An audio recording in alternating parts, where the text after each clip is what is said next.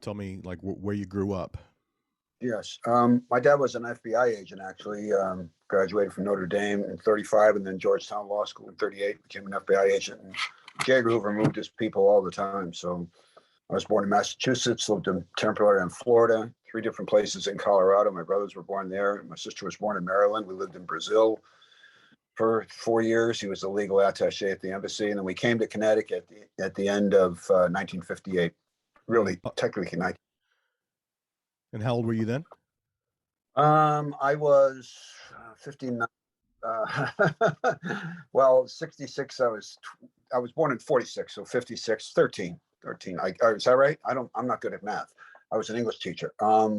46. Yeah, 13 or so. Yeah. I graduated high school in 1964. Okay. A boys' Catholic school in West Haven, Connecticut. And so historical time for me in terms of my teenage years, 60 through 64 when I graduated, 18. And I was due to go to prep school for a year. I played football. I was a co-captain. I was due to go to prep school for a year and then go to Vermont and play football up there on a scholarship. My coach had an in there. And my father asked me to apply to Notre Dame. I knew I wouldn't get in. My boards were really good, but my grades were terrible. I just didn't study much. And so without telling me, my father applied to Notre Dame for me. And in the spring of 64, when people were getting their college acceptances, I got accepted. And when I said to my mother, how did this happen? She said, well, your father applied. And I'm sure he called him up admissions periodically and said, I'm an alum. I contribute to the alumni fund, and my boss is J. Edgar Hoover. I want my son to go to Notre Dame. So in the fall of 64, instead of going to prep school, I went to Vermont. I went to South Bend, sorry. And I never went to Vermont. I never played football up there. Yeah. And it only lasted 2 years in South Bend, and then I flunked out. Then I had just as good a time in college as I did in high school. I loved both. I really did. I just didn't study very much. And it was, I hitchhiked home from South Bend after my finals in the spring of 66, Memorial Day weekend through first part of June. And I hitchhiked home, which I always did, from South Bend. And then my mother was home when I got home, hitchhiked through the night. And then she said, how were your exams? I said, I think they were pretty good, but I didn't even take a couple of them because I was already failing the course, And then she said, okay. And then I said, something about, I got a job already working construction, and I did. And then about 2 weeks later, I came home from my construction job at 4:30, 5 o'clock, and my father was home. And his car was never in the driveway at 4:30, 5 o'clock, ever. I was an FBI agent. And when I came in. Dennis, I'm sorry. I'm going to have to stop you there. Are you wearing a watch on your, is that what I'm hearing? No, I don't think so. Is there some papers or something whenever you move your, yeah, it is your watch. When your watch scrapes on the desk, the microphone is picking it up. Oh, I'm sorry. It's a little bracelet my granddaughter made me. Not a watch. Yeah. Hey, let me take it off. Yeah. Cause I assume that's what's making the noise, unless you've got something else, if you got notes or a pen, or I didn't know. I can't really see what's going on there. I haven't had this off since I put it on. I'm going to try, just make sure. I'll try to not, well, I don't want it to screw you up. Make me a Yeah, I just don't have the skills to edit out that sound. Right. And I got the house pretty quiet, actually. So yeah. Shit. Just give me 1 second. Yeah, sure. It's okay. Take your time. Take your time. We're good on time. Stretch it over. That's how I put it on. So I'm good. Give me 1 more second. Oh, I don't want you to break it. Oh, she'll be so upset. He makes them, so I bought it from her, and I could always buy another one. But no, it's coming now. I just got to roll it gently. It won't break. There we go. Oh. All right. Oh no, I heard it again. That's my arm on the table. That's just my arm. Really? Yeah. Wow. It's really, the microphone must be right there, or like must be down on the table. Yeah. So I don't know. I don't know whether I don't care about the image part. I will try to keep my hands down and away from the table. Okay. I'm sorry about that. Yeah. Okay. So, your dad, you were talking about the last exams you took at Notre Dame, and what happened when your dad came home? When I got home, I came home. My mother said, "How are your exams?" I said, "Fine." Then I went to work the next day. Never mentioned anything about not taking some exams and You failing got a courses. you got a job that quickly? I already had a job lined up. A high school buddy of mine already had the job. He called me out in South Bend and he said, "Hey, I've got a construction job. If you're interested, I'll put the word in." So that's what I did. Mm. But then my dad came home one afternoon early when he was never home early, and I came into the kitchen and he was sitting at the kitchen table. He had a cigarette going and he had a can of beer and a letter from South Bend that basically said, "Your son is done," and not even eligible to go to another school, university, college for a semester and then reapply because we're not taking him. And he looked up at me and he said, God damn it, you're going to get drafted now. That's what's going to happen to you." Mm. And so I essentially lived at this buddy's house, which is not far from where I live now. And I went home to get new clothing and, change of clothing and underwear and stuff. But I basically lived at my buddy's house all that summer. And in the fall of '66, everybody went back to campus.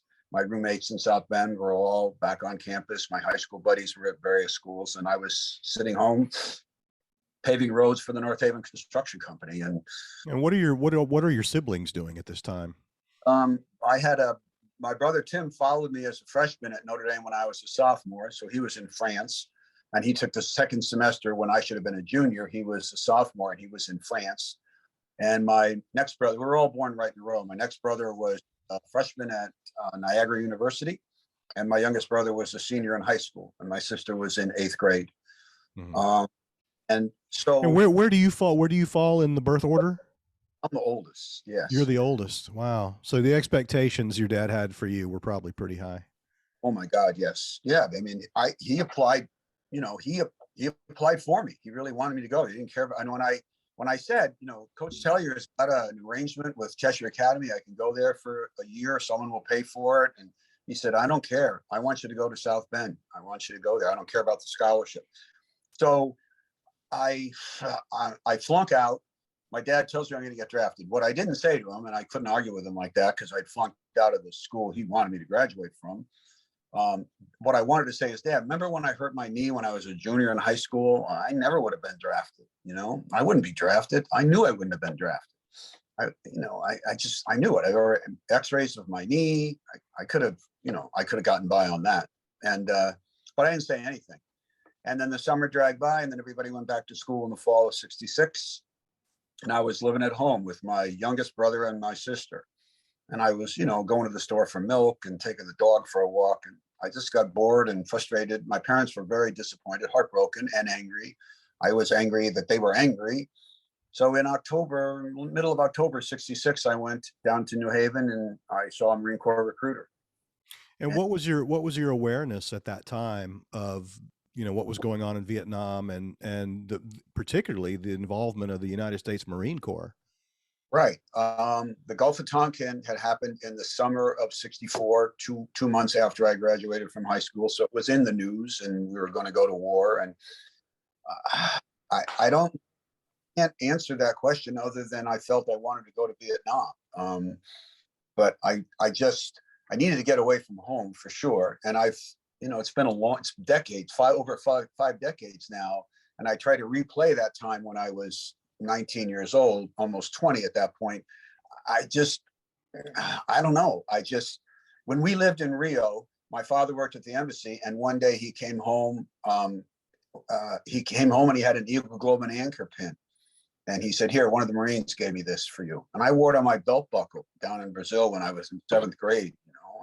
I did a school report in 7th grade on the Marines landing in Lebanon in 1958, for God's sakes, But as I went through high school, I read a lot about World War II. I've seen Victory at Sea. I saw Sands of Iwo Jima. I saw Pork Chop Hill about the Marines in Korea. And I just thought, well, maybe this is what I should be doing. It wasn't patriotic. I didn't do it for patriotic reasons. I just was looking for adventure, to be honest with you. I see. Did you have any uncles or anything who were in the military? my father, as an FBI agent, when the war broke out, J. Edgar Hoover called those agents to DC and he said, "Look, I know you want to go in the service. You're gonna, you want to go, but the bureau needs you. The bureau needs you. Don't leave. You'll get the same benefits when the war is over that the GIs will get." And so my father stayed. He was actually in Argentina counteracting German and Japanese spies in World War II. He was down there for 2 years, and when the war got over, they never got any benefits.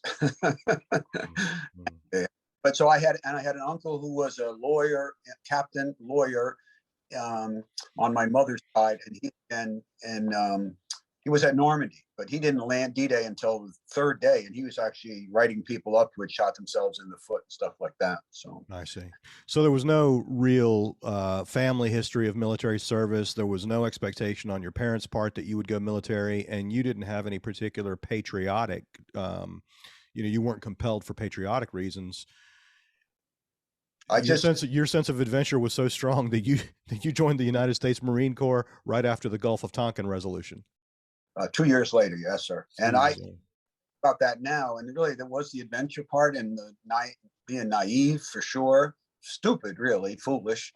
And I joined the Marines particularly because that's where I wanted to go. And if they had sent me to Korea or I'd sent me to embassy school where I went to an embassy, or I would have resented it. I really would have. So I signed up without telling anyone. And this is October of '66. And I late October '66, and I signed up. I went to see him. We talked. I wanted 2 years. He wanted 4. We finally settled on 3. And then he said, so then I had to go and take a physical. I never told anybody. I just took a day off from work, and I had my physical. Never mentioned my knee. I passed the physical. A couple of days later, I went back down to the recruiting office and I got sworn in. How'd you pass the physical with a bum knee? Wasn't that bum. It just, what I'm saying is it wasn't torn up so that I had to have surgery or anything. It just, it had been in a cast. And so I wanted out of going anywhere. Had I been drafted, I could have ducked the draft. I could have, I know. Right. I know I could have. Yeah. So I didn't tell him about my knee, and it never bothered me. I was okay. I was fine. And then I didn't tell anybody. I got sworn in, and he said to me, "I can put you in the first week of November '66." The recruiter said that, and I said, "Sir, I can't go then." He goes, "Why the hell not?" And I said, "Well, I'm going out to East Lansing, Michigan next week. Notre Dame is playing Michigan State, and my roommate's got a ticket for me, so I'm hitchhiking out to East Lansing."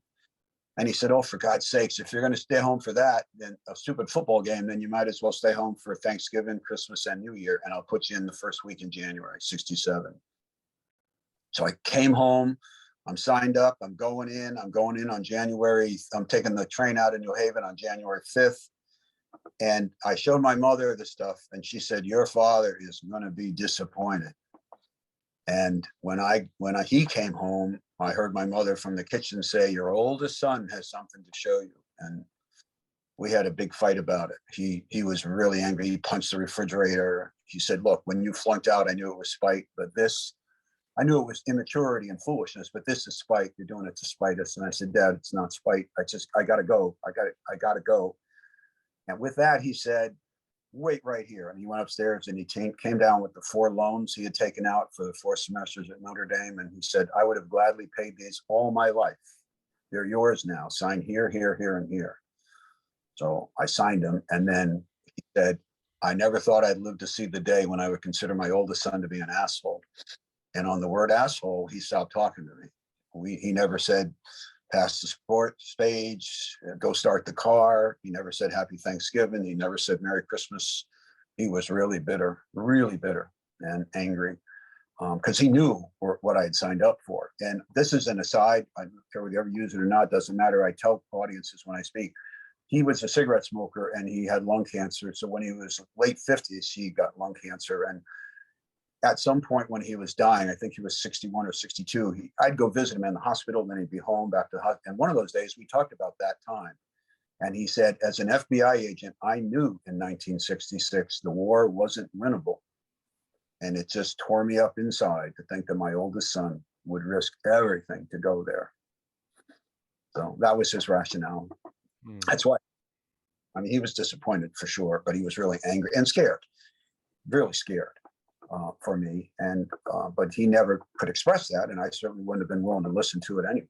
Besides, I was already signed up, so. So I went off to boot camp, and then I have to say, in my father's defense, when I was in Vietnam, my father wrote me more letters than my mother did. He'd write postcards. You know, you needed a sweatshirt. I sent you a slide the other day. When I need a sweatshirt, I write to my father, and he was supportive of me when I was over there, but he was angry about me going for sure. Well, he was terrified. Terrified, yes, and angry because he didn't think it the way it was being run. It wasn't winnable. He knew that in '66. Hell, McNamara knew it in '67, and he still kept sending kids over there. That was, you know. So boot camp was Parris Island, I assume? Parris Island. I arrived on the 6th of January, took the train. There was about a week of forming up because those drill instructors all have, they had holiday, Christmas and New Year, so it was a actually slow week, but finally got formed up and started. The official first day of training was the 12th of January, but I'd already had my head shaved, you know, stood on the yellow footprints, went through all of that. And then training began on the 12th of December. I mean, I'm sorry, 12th of January, '67. And we graduated the 16th of March, '67, the day of Patrick's Day. And how did those weeks in Parris Island satisfy or not satisfy your sense of adventure?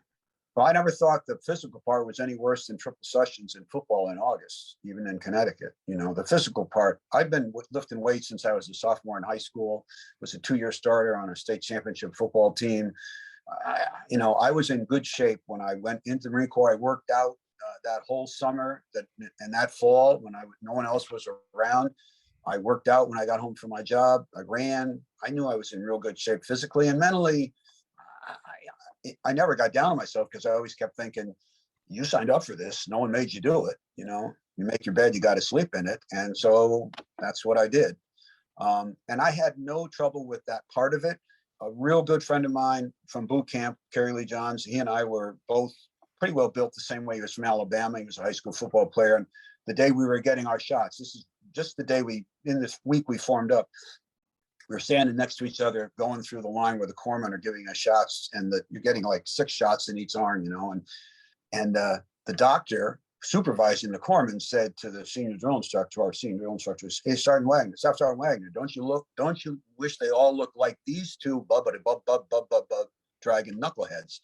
And the drill instructor said, "If they all look like these two knuckleheads, I'd be out of a job." And I knew right then that, you know, I could do it. I just knew it. And as it turned out, Kerry Lee Johns won the award as the best Marine in our platoon. I was behind him. But I didn't care about that. I just, you know, but I made FC out of boot camp, and I knew that. And only about the honor grad, Kerry Lee, he got it. And about 6 or 7 others, privates, were promoted to PFC on graduation day. And 3 nights before, and this is why I emphasized that we graduated the day before St. Patrick's Day, the drill instructor had us in a school circle, and he was reading our MOSs to us. And 03 is infantry, and 01 is clerks, and 02 is radio. And I knew that 08 was artillery, and I wanted to hear 03. That's all I wanted to hear. And, you know, I'm in the middle of the alphabet. I'm in the middle of the alphabet with a Mannion last name. So, and most guys are 03, but occasional 01, 02s for sure. 08s, yep. And I always thought artillery, okay, you drive a truck full of shells, you pull a lanyard on a cannon. And so he got to me. Now I'm going to be promoted in 3 days, so I'm not a shitbird. And I jumped up and I said, "Here, sir," the private, "Here, sir." And he said, "08." And I must have winced because he stopped before he could say the other 2 numbers. And he said, what is wrong with you, Private? What is wrong with you? I can't use all the words. I don't want to use all.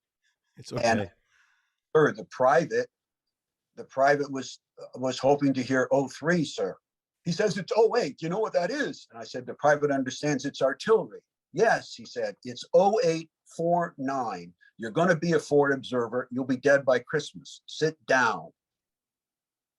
And why had you wanted infantry? Well, when you watch the Sands of Iwo Jima, or you look at the Marine Corps flag in Suribachi, those guys aren't clerks, you know, those guys are all in. And it's true. you didn't realize it till you go in, but only 10-15% of the infantry. Everybody else supports the infantry, you know. But I would have been disappointed if I'd been a truck driver, or if they put me in as a post office clerk. Gotcha. So he told me I was going to be a Ford observer in his town. So then you had to go somewhere and learn that job. Well, then, yes. And so we all went up to, graduated on the 16th. We went up to Camp Lejeune for 6 weeks of individual training regiment where everybody got the artillery course. And then we went home on leave for 10 days. And the grunts, Kerry Lee being one of them, went back to Camp Lejeune. Other guys went to California, to Camp Pendleton for radio school. And I went to San Diego, to Coronado Island, to the Naval Amphibious Base, because my MOS wasn't artillery, it was naval gunfire forward observing. And the Marines used fire on the beach, and they call it shore fire control. And so I went through that course, and it was 8 weeks, I think, through the late spring and early summer of '67. And we twice went out to San Clemente Island and stayed for 3 days. And they had these bunkers built with big glass windows up on the edge of a big ravine. And the ships would sail out by the ravine back and forth, the Navy destroyers, and we call in fire missions on dumpsters and old car bodies. And that's how we learned to take an angle on a compass and read the coordinates and call in naval gunfire. But when I got to Vietnam, that changed instantly. And I became an artillery forward observer. And so when was that you got to Vietnam? I went home after that naval gunfire school. I came home, and I was home for the month of July. Then back out to California to Camp Pendleton for what everybody went through. Where if you didn't go over as a unit, and I didn't, I was a replacement. By then they were replacing people rather than sending whole units over. And it was 6 weeks of staging, they called it, where you just practiced escape and evasion and all the nonsense. None of it's nonsense, but it was just hot, dry, and dusty the whole July and August, or mostly August and early September of '67. And I left the week after Labor Day in '67 on a Continental jet that took off from El Toro in California and landed on Wake Island. And I was really anxious to get off the plane because Wake Island was part of World War II. But they didn't let any of us off the plane. They just refueled the plane and we flew to Okinawa. And 3 or 4 days at Okinawa. And by now it's close to I think it was the 20th of September. And another Continental jet with stewardesses on it. And we flew to Da Nang. And the stewardesses stood by the door in the front and kept saying, "Good luck, Marines. Good luck, Marines. Good luck. See you in 13 months. Good luck. Good luck." And out the door we went. And the reason it was 13 months for the Marines is because everybody else the Army, Navy, and Air Force were doing 12. So hell, if everybody's doing 12, the Marines aren't doing 12, man. They're doing 13. So that was their style. And then got off the plane at Da Nang. It's a big base. We weren't in any danger. We're still in stateside utilities. We don't have helmets, flak jackets, anything.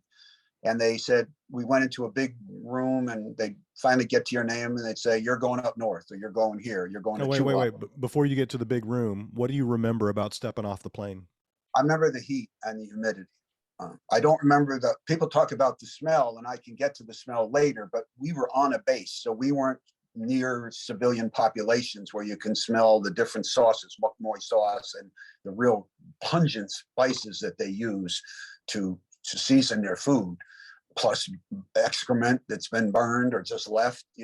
I didn't get those smells. I just got that heat and humidity, and it's almost oppressive because it closes in on you, and you're still in stateside stuff, which probably still has starch in your utilities. We weren't in uniforms, we were in utilities, but stateside utilities, not the jungle pants with the bigger legs and the bigger pockets and a loose fitting shirt. We're in a real tight starch shirt and all that. So that was the part that was, I thought, heat, humidity. That was my initial impression, but I didn't see civilians at all then. I just saw Marines.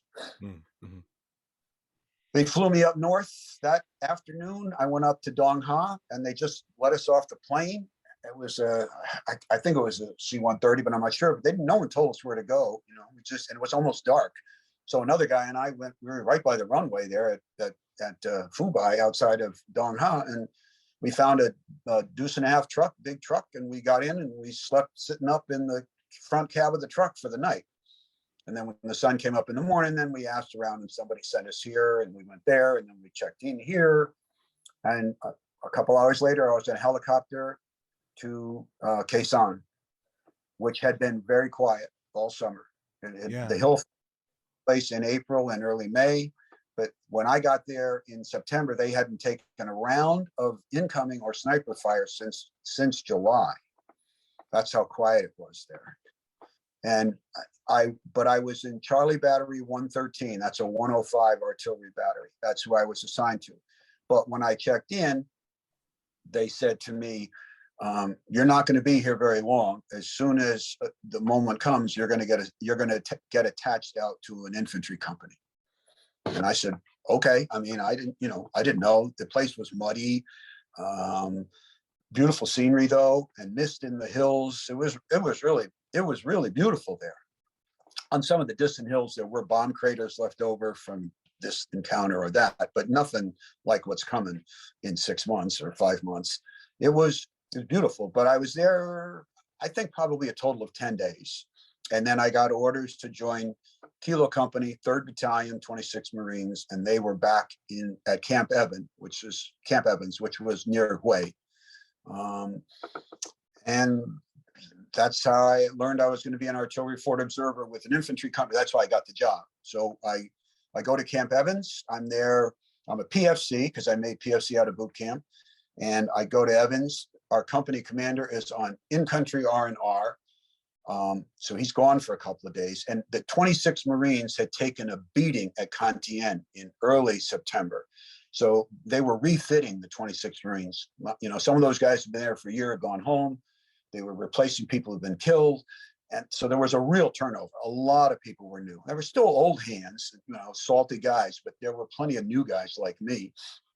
And we weren't going anywhere for at least a couple of weeks, I think they told us. And I was sitting we were in hardback hooches. They had screens around them. They had plywood floors. There were cots. You picked a cot and that's where you set your stuff up. And then the next day I met a lieutenant. His name was John Holderness. He lives in Oregon now. And he was getting out of the field. He had been the forward observer for Kilo 326, and he was getting out of the field. He'd been there 6 months. He'd been through Cantienne. He was a lieutenant. He was a lieutenant. And he had been doing the job that you were going to do as a PFC. Yes, sir. And that's because in a normal Marine Corps artillery FO team, there's an officer lieutenant who is the FO, an enlisted scout / helper, and a radio operator. So when he handed me the map and the compass and he said, "I'll introduce you to your radio man in a couple of minutes," and the binoculars. And I said, and he's a corporal. And I said, "Sir, where's the lieutenant?" He said, "There isn't one. There's a shortage of line officers. It's yours."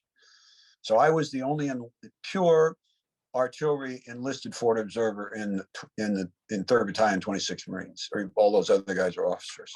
So I had an officer's job, but I had no real officer responsibility other what my job was, to call in artillery. But I didn't have enlisted men either. I didn't have to burn shitters. I didn't have to string bob wire. I didn't have to rig booby trap. I didn't do any of that stuff. I kind of in a way had it made in the shade. But when you get in trouble, doesn't be in trouble, you got something wrong. But when you get in action, two phrases you're gonna hear pretty quickly are corpsman up, somebody's been wounded or killed, and FO up. You got to get up and move forward.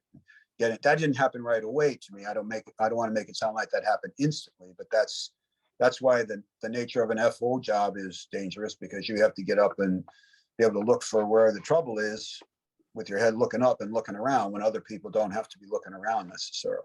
Yeah. So just forgive me for not, already knowing the answer to this question, but I'm curious about the working dynamic between an FO and the radio operator, because you, being in that unusual role, were outranked by your radio operator, and I just wonder how that, whether that caused you to develop a different way of working together. No, it worked fine for us. Dave Crum was my first radio operator. He really was a good guy. And as Lieutenant Holder said to me when I looked at him, like, I'm the FO, he goes, billet over rank. In combat, billet over rank. You hear that all the time. And Dave understood that. He really did. We were really close friends. You know, I never ever pulled rank on him and said, you got to do this. I'd always say, let's do this. Can we go here? Let's take a look here, you know. And during the siege, I can talk a bit more about that. But it was easy. And they put us on convoy duty first. We would take a convoy from Dong Ha down to Da Nang, and then, or to Wei, and then the next day, Wei down to Da Nang. And convoys were like a mile long, all these trucks. And we just provided the security. And then Da Nang up to Wei, and then Wei up to Dong Ha, and then turn the trucks around. And that 10, 12-day period was the only time I saw civilians, because we were on Route 1, going up and down, you know, Route 1, dirt roads, just protecting the convoys. We never saw any action. We never saw it, never took sniper fire or anything in the time I did it. And I used to think, you know, some of these mountains just north of Da Nang, they'd be perfect for an ambush. If this was a World War II movie, you know, they'd be blowing these hills up. But none of that ever happened. I did get to see the country, and I got to see civilians. Not that I dealt with them, but I got to see civilians. And some of my Instamatic camera pictures are of that, you know, convoy duty time. And that ended after 10, 12 days. And then we went on an operation out of Camp Evans to the Kobe-Tonton Valley, which is up on the edge of the Ashaw Valley. And when I first met Dave, my radio operator, he said to me, I don't know where we're going at any point, but you don't want to be going to the Ashaw Valley. You know, I don't want to hear those words. And he explained how dangerous it was. It was on the mountains west of Wei, and it was big. He said, we don't want to be going there. I said, if that's what you say, that's okay with me. So we were not in the Ashaw. We were on the slope east of that. And we spent, I don't know, a week out there. And the first day on the way out from Evans on foot, not by helicopter, we get to a river, and we cross this river, and everybody's just like in the movies where the water is chest deep and we're holding our rifles over our heads. I qualified for a 45 by my job, but I didn't want a 45. I asked for an M16. I didn't want a 45. And you hold your, you know, I'm thinking, wow, this is just like in the movies, you know. And we go another 3/4 of a mile, and we set in for the night. We haven't gotten to where we're going to be yet. We set in a 360, and the word goes out, I'm looking for volunteers to go get water back at the river. And hell, I saw all those movies. I know what that's about. So I jump up and I grab 15 canteens and sling them to my rifle sling and go back with 6 or 7 other guys. And, you know, we set up, a couple guys went with us for security. They set up by the riverbank, and we filled the canteens. We come back a half hour later, and the company commander is in my face, screaming at me. He said, look, where have you been? He knew, but he wanted me to say it. I said, sir, I went to get water. He said, look, I can get any swinging dick to go get water. You're the FO. Have you plotted your night defensive targets yet? And I said, no, sir, I haven't. He said, well, it's almost dark. It's a good thing Lieutenant Fordham did them for you. And I learned a lesson then. I was enlisted, but I had officer's job, and my job wasn't to carry water. And it was an eye opener for me. And I'll go back very quickly. He comes back from the 3rd day of in-country R&R, and he has a staff meeting in his hut there at Camp Evans. And he called, and everybody goes. All the officers go, everybody, the senior corpsman, the first sergeant, the gunnery. And I walk in with my little red Parris Island notebook, and he jumps up. The captain looks up and says, who the hell are you?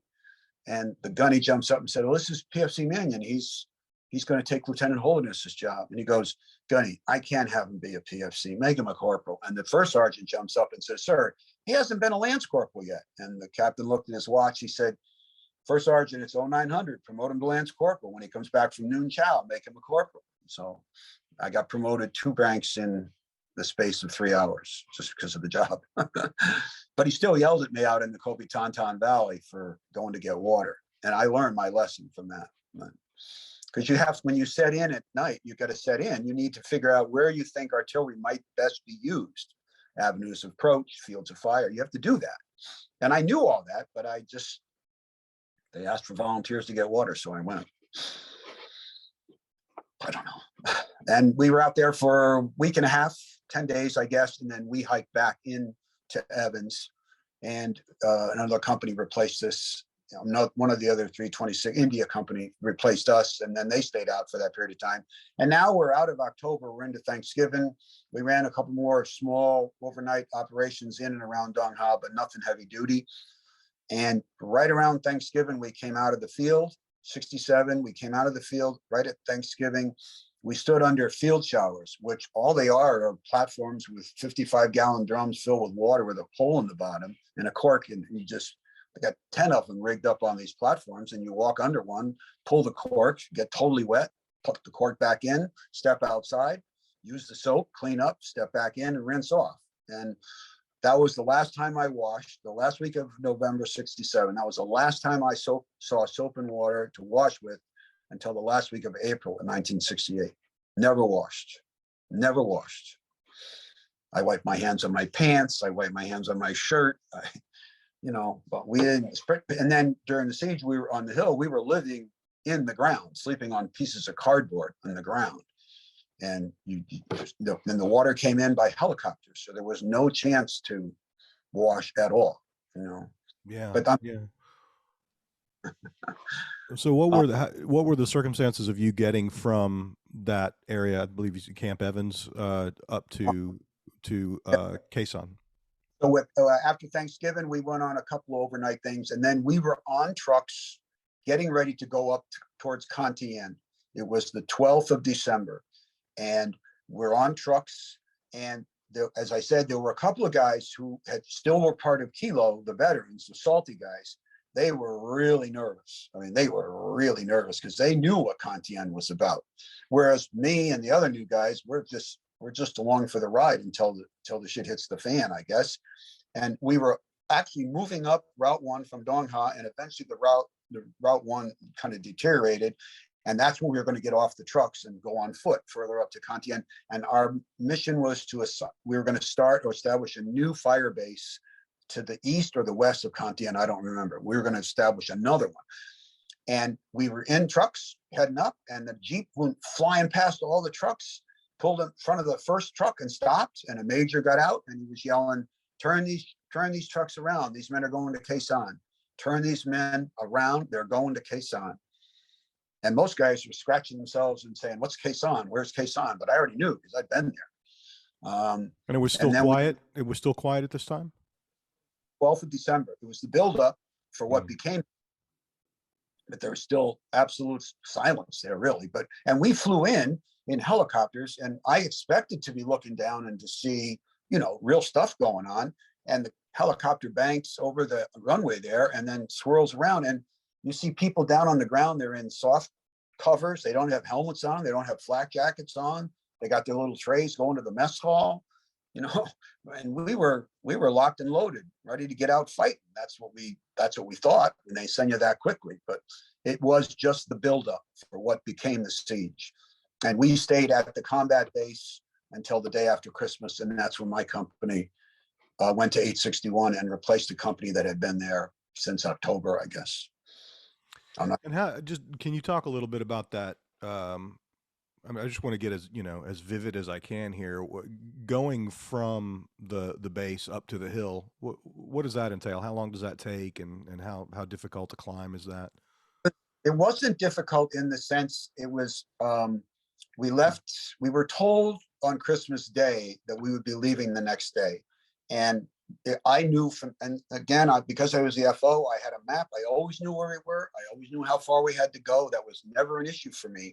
So at where our tent was, Dave and I, we had a tent. We stole the cargo parachute and draped it over our shelter halves, and we were really like two snug bugs in a rug, man. We were out of the breeze and the wind and the cold air but on Christmas Day, we were told that you have your gear ready because in the morning you're leaving on foot to go across the flat ground, and then 3,000 meters, and you get to the base of what's 861, and then you're going to go up you're going up there. And I wasn't leading that. FO's job is to lead. I was just following, in the CP group, but they went on foot 3,000 meters straight across the flat ground, right past the landing of the drop zone for all the parachutes and cargo that was coming in. This is all pre-siege now. It's the day after Christmas. Yeah.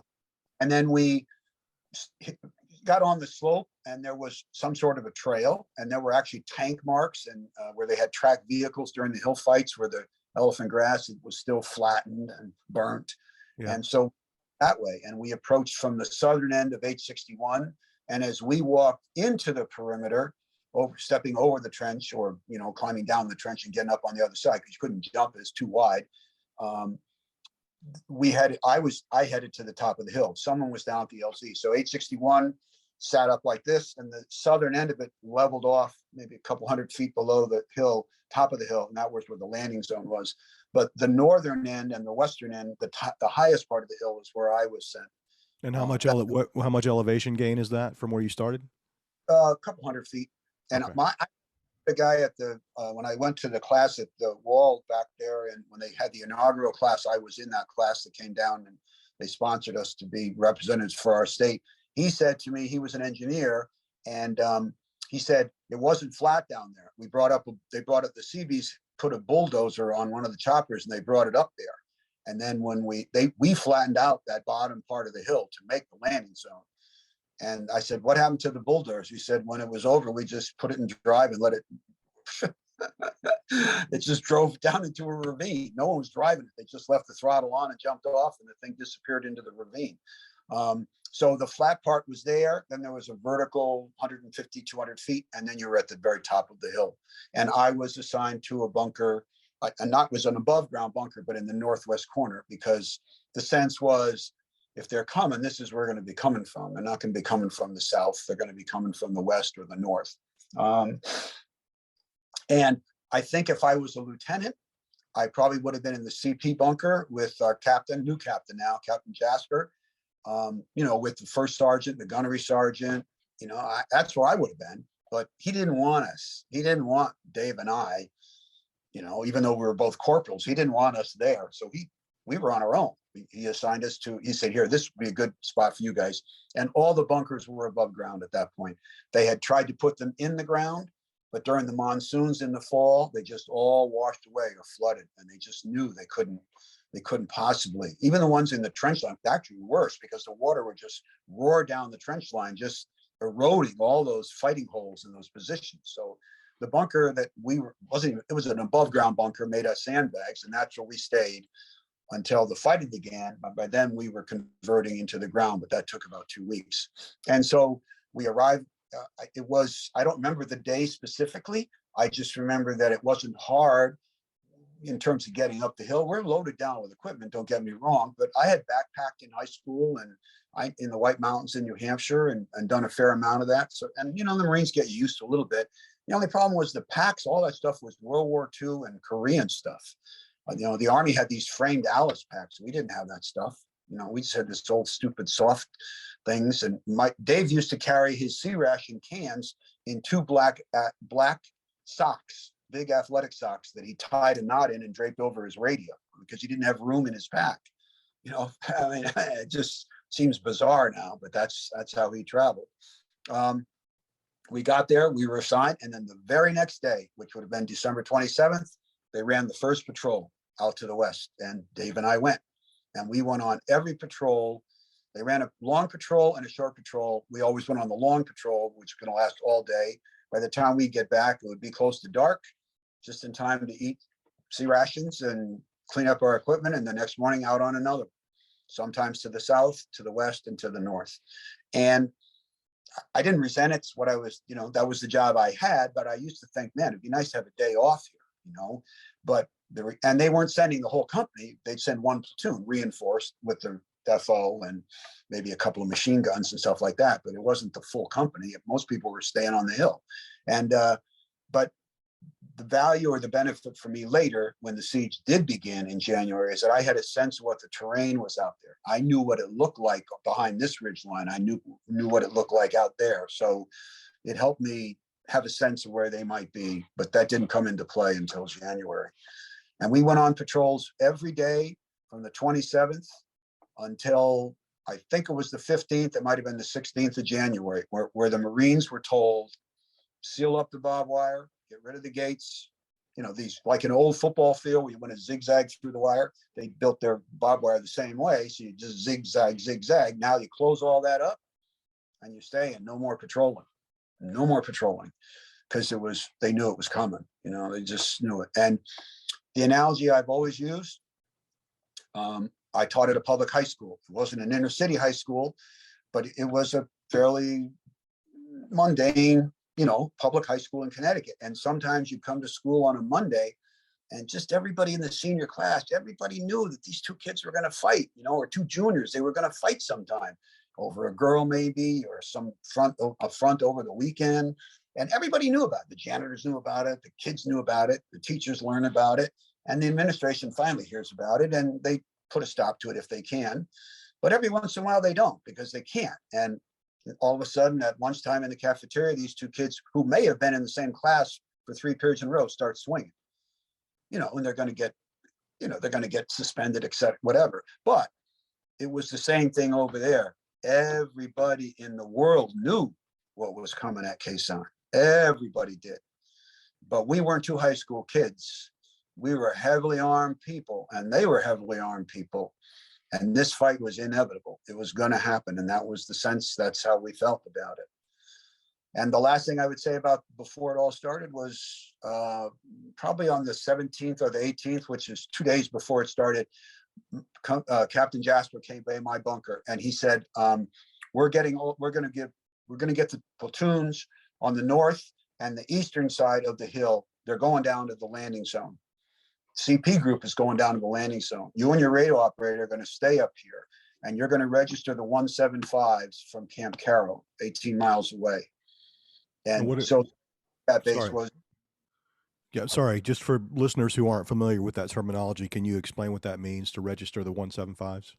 Yeah, so any artillery forward observing, you don't fire, like if you sense there's trouble in a certain spot, well, you don't just fire a lot of rounds here. You have to adjust those rounds. You have to make them hit. So when you do one gun, one round, a shot comes out, you see it, you tell them left 200, add 300, or right 75, drop 25. And then when you get the round to land where you want, then you call fire for effect, and they'll fire as many rounds as you want them to fire. And at the same time, you can also register targets. I did that with the 105s around 861. So you'd get a round to land right where you thought this could be an avenue of approach, and this could be, and then you get it the round to hit there, and then you tell the guns, check fire, record, request a target number. And so they compute the data, they give you a target number, and then 2 days later, a month later, if there's people in that spot, you just ask for the target number, and you don't have to do any adjusting. They just shoot.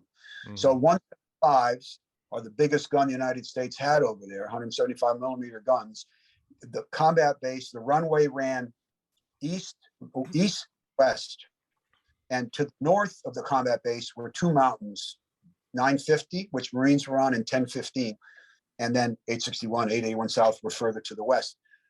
Behind those two hills, 950 and 1015, it was a straight shot all the way to Camp Carroll. Because I used to think we were near the DMZ until I got my maps oriented. Khe Sanh's not right next to the DMZ. It's about, I don't know, 7,000 meters below the DMZ. Whereas Camp Carroll and the rock pile where the 175s were, they were closer to the DMZ. They could never have fired at the combat base in support because of the mountains in the way, but they could fire behind 950 and 1015 and have rounds land north of us. So everybody leaves the hill, and it's just Dave and I, a corporal from Maryland and a corporal from Connecticut, sitting up there in a hole in the ground, and they're relaying the message up through 950. The Marines up there have direct communication with the Army, and they were Colorado 19, and so the first round would come in. And the one thing about 175s is they come faster than the speed of sound. Now, we never would have heard the gun from 18 miles away, but if you were close to a 175 and it's firing at you, you'd never hear the gun, and then the swishing sound in the air. The round would land, and then you'd hear all that stuff. For us, the round would land, and we knew it because the guy would tell us shot, and he'd repeat it, and we'd say shot, and we knew when it was going to hit. He'd say splash. But what we would hear after the round hit was as it was coming through the air, but it had already happened. It was on the ground already. So we got it to land from 18 miles away, 200 meters outside the wire in 3 different spots, north and northwest of 861. And then we got target numbers from them and thanked the Arty, and that's how we registered the guns. And then all the grunts came back up to the other side of the hill, and we settled in for what turned out to be the last 2 days before it got really ugly. Now it was the night of the 20th and the beginning of the 21st. I could go forever here. I don't know. Yeah, no. So I'm just trying to get the picture. So most everybody went back to the landing zone, right? They went back down the hill.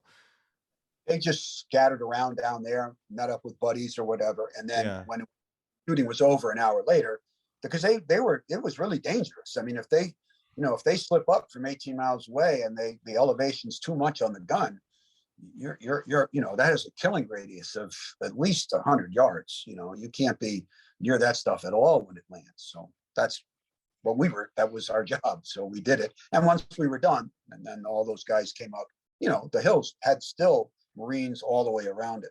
And the last I'll say is this: on the 20th of September, early in the morning, India had gone off 881 South, and they were contesting with some NVA people on 881 North.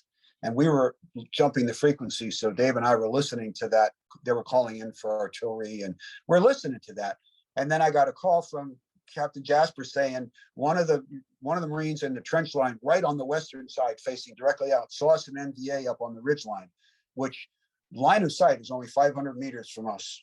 It was only 500 meters and the same height, even slightly higher than us. And it ran the whole length of what was 861, but it's 500 meters away. It's covered with elephant grass and jungle growth. So he says to me, "Do you have a target number over there, Corporal?" And I said, "Yes, sir, I do." He said, "Can you get him to fire a dozen rounds?" Sure. So I call up the target number, X-ray Delta 595, fire mission. And say fire one, good, fire for effect. Boom, boom, boom. These rounds all hit. They got permission to go outside the gate and to run a little patrol over there. And I didn't have to go. It's only 500 yards. I'm in sight where they are, but I kind of want to see the fruits of our labor. I want to be able to tell the people down in Charlie Battery 113 what we saw. So I go with Dave. I said, "David, come on, let's go with him." And I'm in Converse black low sneakers. I'm not even in jungle boots. I brought my Converse black low sneakers with me to Vietnam, and I wore them all the time up there on 861 when I wasn't going on patrol. But on this patrol, since we were only going down into a little draw, cross over to the other side of the hill, and then get up on this ridge line. So we get up there. There's 15 of us. There's not even an officer, just a staff sergeant, and 15 or 20 of us. And the elephant grass is all smashed. You can smell the cordite, the gunpowder. I don't say cordite, it's gunpowder. You smell that, and there's blood. There's blood on the elephant grass. There's blood on the ground where they've dragged people. So the staff sergeant in charge of the patrol, radios to the hill and says, "Request permission to jump over to the western side of the ridge line." And the radio operator said, "Wait one." And then about 20 seconds later, he came back, and I'm standing right next to the staff sergeant, and he says, "The 6, meaning Captain Jasper, the 6 want you to turn around and come back now."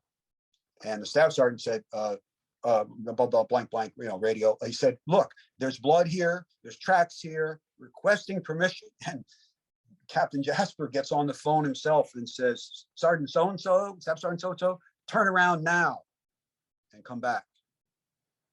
So everybody's, because the grunts are thinking belt buckles and, you look for stuff, wallets, anything. But they did it to us, we did it to them. And we turn around and everybody's disgruntled. We get back. It takes 45 minutes to get onto the hill. And what I didn't know and didn't learn until later was that around the time we were leaving to go out, an NVA officer down at the combat base stood up outside the barbed wire. I don't know what sector he was in, and he had a AK-47 in one hand and he had a white flag in the other. And they yelled for him to drop the weapon. He did. Instead of killing him, they went out with a team and they got him and they brought him in, and he was a lieutenant. He hadn't been paid. He'd been passed over for promotion. So he decided to quit. And when they got him into the S2 or the S1 guys were talking to him, they weren't torturing him. He said, "Look, here's the plan. 861 is going to get attacked at night at midnight. So is 881 South. And the base will get attacked in the morning when the sun comes up." And that's what saved my life. Because had the 18 of us dropped over on the other side of the ridge line, there was a battalion down there. There were 700 NVA soldiers on the other side of that ridge line, just waiting for us. And if that guy hadn't given up, I probably wouldn't be here doing this interview with you. And so they didn't know whether the lieutenant down at the base was a ruse, was he was faking us out, but they couldn't take a chance that he wasn't. So they radioed up to the hills and said, you can't be on 50% alert. You got to be on 100% alert. You can't have one guy sleeping and one guy up. You have to be on 100% alert. And so that's who we were. And then there was a green flare about 1 o'clock in the morning, and they came up the hill. I'm shortchanging that, and I don't want to shortchange you or whoever might hear this. It's absolutely flat out dark. We had started digging a hole right next to our bunker, which was collapsing, and we'd stolen some sandbags from it. We knew we had to be living in the ground. We started digging the hole 2 days before. And during that night of the 20th, starting after 8 o'clock at night, you could hear the NVA out in the wire talking in the dark, and they were cutting the barbed wire and laughing and giggling, and you'd hear the wire go ping, and you don't fire at them. You don't want to give away where your rifles are. You throw grenades if you want, and people did that. I didn't. I was up on top, but someone said to me, "Can you come down here?" So I go down, and the lieutenant down there, Lieutenant Fordham, the guy that helped me out all those months before, said, "Just listen." And so you could hear them. They were like kids on a school field trip. They were just down there in the dark on this edge of the northwest corner of the hill, cutting the barbed wire. And the grunts would throw grenades, and every once in a while they'd make contact with somebody because you'd hear people yelling. But they went about it. That was their business, cutting holes in the wire. And that northwest corner, they weren't stupid, those people. That northwest corner of 861, it was the place where the ground in front of it was as shallow as any other part of the hill. There were two ravines, one on the west, one on the east. The south was also flat. We had come up that way, but they're not going to attack from the south because they're under the guns from Khe Sanh if they do that. So really, the only place they can really attack is from the northwest, because it's the flattest spot outside the last row of triple strand concertina wire. It's also, and they know this, they're good artillery people, it's the only place the 105s from the base can't hit because the hill sticks up in the way. So the rounds come from the base, and here's 861. They're going to hit 861 on their way to the wire, unless you're shooting further out. And I would say when it began to happen, at least 5 or 6 rounds hit 861. I thank God no one was ever hurt by 105 shells. I know that for a fact.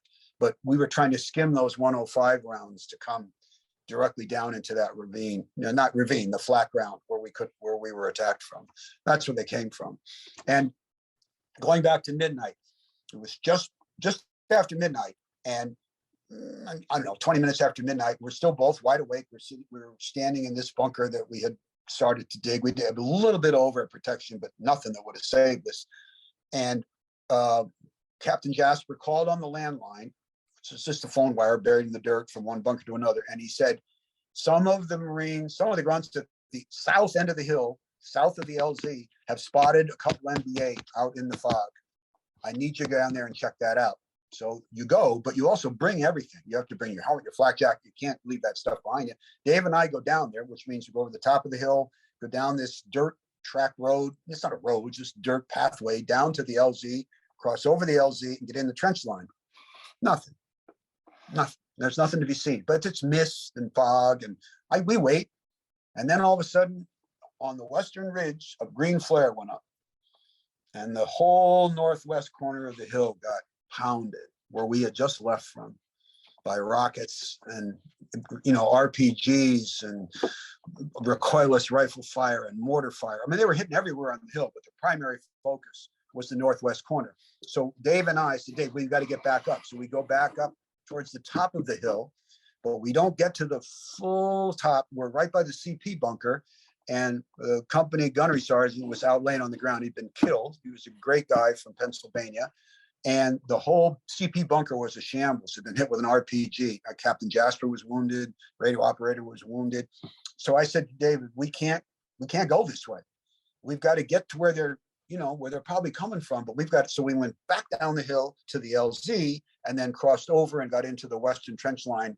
And we kept working our way up the trench line with all the gunfire and explosions. And we passed Marine after Marine. Then we got to a certain point. I'd say, is anybody to your right? I'd say, I don't think so. I don't think so. And we got up to a point where we were just at the curve of the northwest corner, and you could start to see in the muzzle flashes and flares were being dropped. You could see people out there trying to get through the wire. They'd already penetrated the wire. They'd already been inside the wire. I didn't know that then. And then that's where Dave and I settled in for the rest of the night. And we got up to a point where there was a machine gun bunker. This is before we could see beyond us. And I knew the machine gunner. I don't remember his name anymore. And there's supposed to be 3 or 4 guys in his bunker, and he's firing. And I said, I'm going to make up a name. I said, Ralph, it's Dennis. And he said, oh yeah. He said, get in here. So we go in, it's built into the side of the trench. And I said, where's your crew? He said, I don't know. I said, are you shooting at people? He said, no, I don't see anybody. I'm just reconning. I'm just fire a burst into the dark, at that ridge line. I said, well, we've got to go further up. And he said, well, there's an MDA guy right there in the trench line in the dark beyond where the bunker is. I said, they're here already? They're in here already? He said, yeah, I can hear him. He's moaning and groaning. I think he got hit by one of his own hand grenades. And I said, we got to get by that guy. And you can't see, and you can't turn a flashlight on. I mean, I've got a flashlight. You can't turn it on. And I said, David, you got to give me your 45. So David gave me his 45, and I sat down in the dirt, leaned out the edgeway of the bunker, and then reached around the corner into the dark. And then I had 45 in my right hand, and I had my left hand like this. And finally in the dark, I felt somebody's head. And when I touched his head, he lifted it up. And I just put the 45 underneath, took my hand away, and fired a couple of times. And then I knew he was dead. And then Dave and I then probably, I'm sure we stepped on him, and then we climbed past him and got up around the corner where we could see. And then behind us, the machine gun bunker got hit with an RPG, but the gunner he was alive. He survived that, but the gun was knocked out of action. And then we called artillery in for the rest of the night from right there. That was the night of the 20th, the morning of the 21st. And sure enough, just as the sun began to come up, the combat base got attacked with rockets from Laos and artillery from Korako and Laos. It was just like the guy said. And the only reason 881 were on the 20th all day, and they were ready to press the charge to the top, and they were told to come back in, and they weren't happy about that either. But they didn't get attacked. And that saved us too, because that night, Captain Dabney authorized his 81 millimeter mortar guys, and they fired almost 1,000 81 millimeter mortar rounds at max range from 881 South into that flat area in front of 861, where the NVA were coming from. Over almost 1,000 rounds of 881 mortar landed there. Ba-boom, ba-boom, ba-boom. And had they been fighting their own battle over there, they wouldn't have been able to help us. So you were getting started there. So yeah, so you want to tell me about the map in your hand? Yeah, I do. I will for a second. Yes, this is my original Forward Observer map from Khe Sanh. I managed to get it home. It's folded over many times, and it folded up to the area where I was and where the siege took place, and my hill and the various hills around it. But each grid square is 1,000 square meters. And many of them have target numbers on them and diagrams and compass markings. Then I got contact paper, so I didn't deal with it anymore. And it's preserved that way.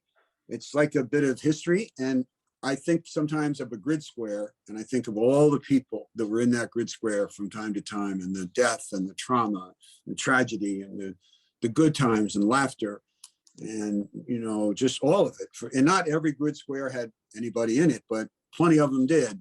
And that's it. So it stays in my desk drawer.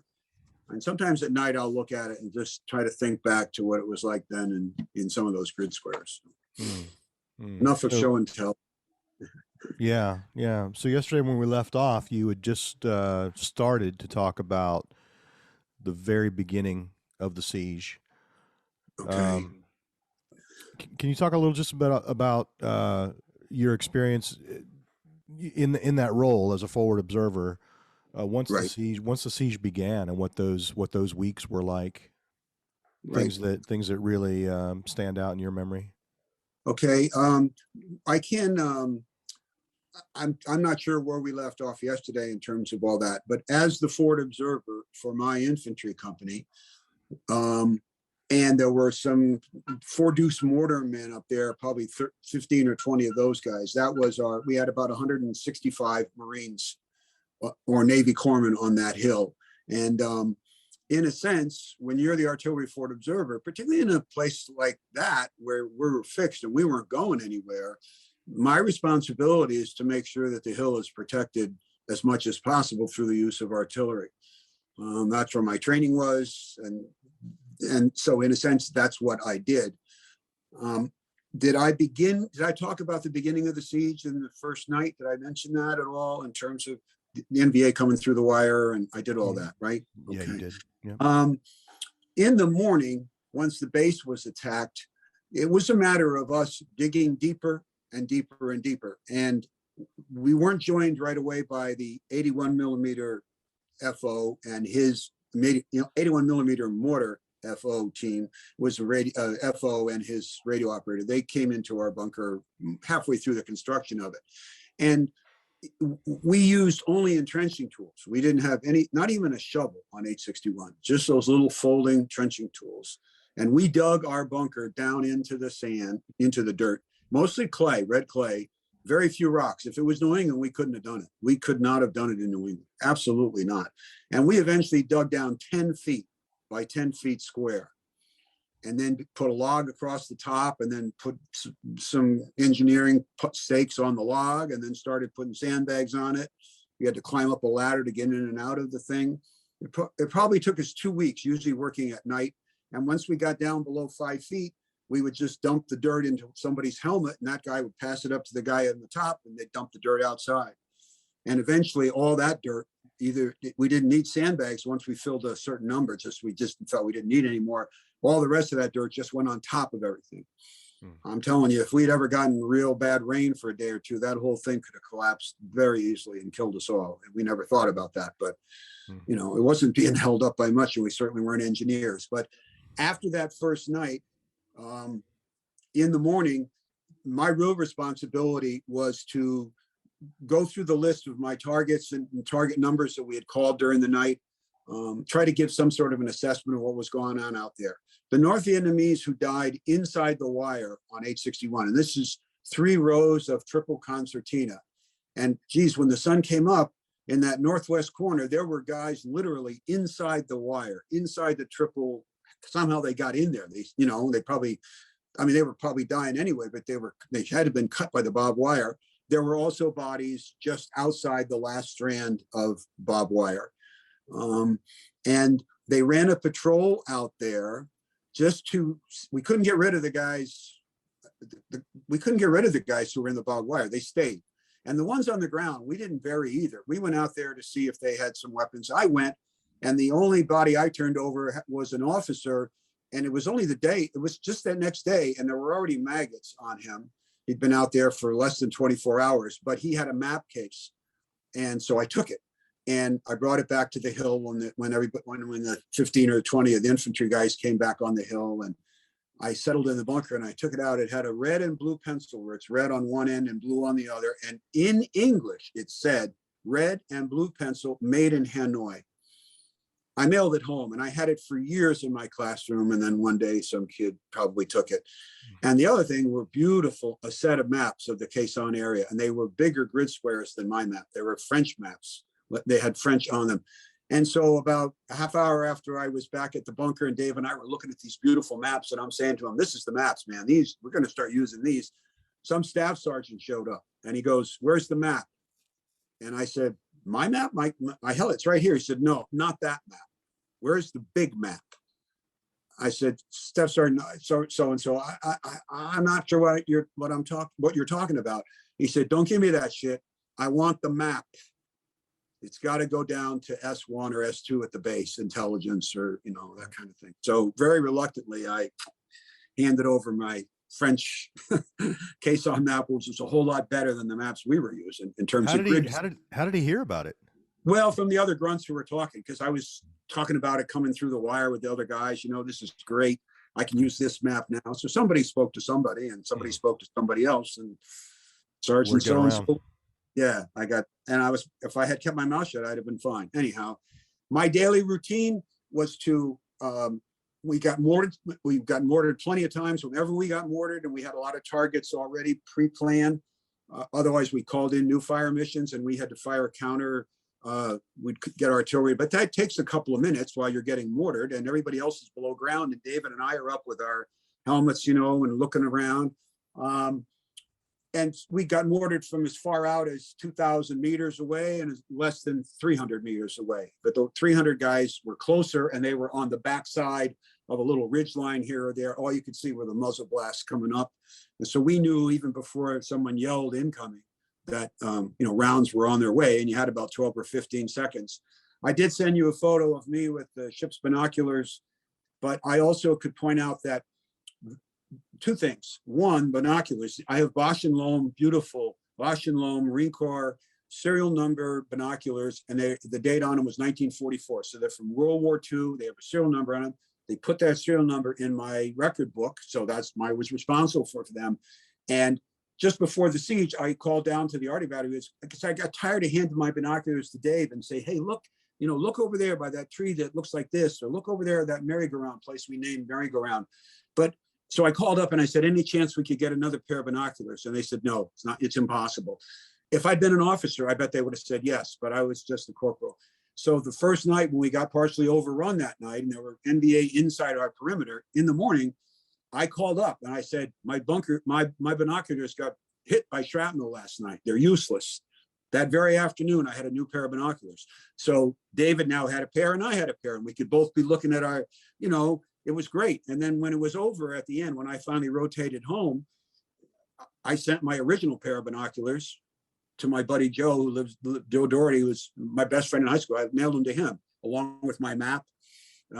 So when I came home a year later, or less than a year later, he had the binoculars on his desk in his room, and I've got them still.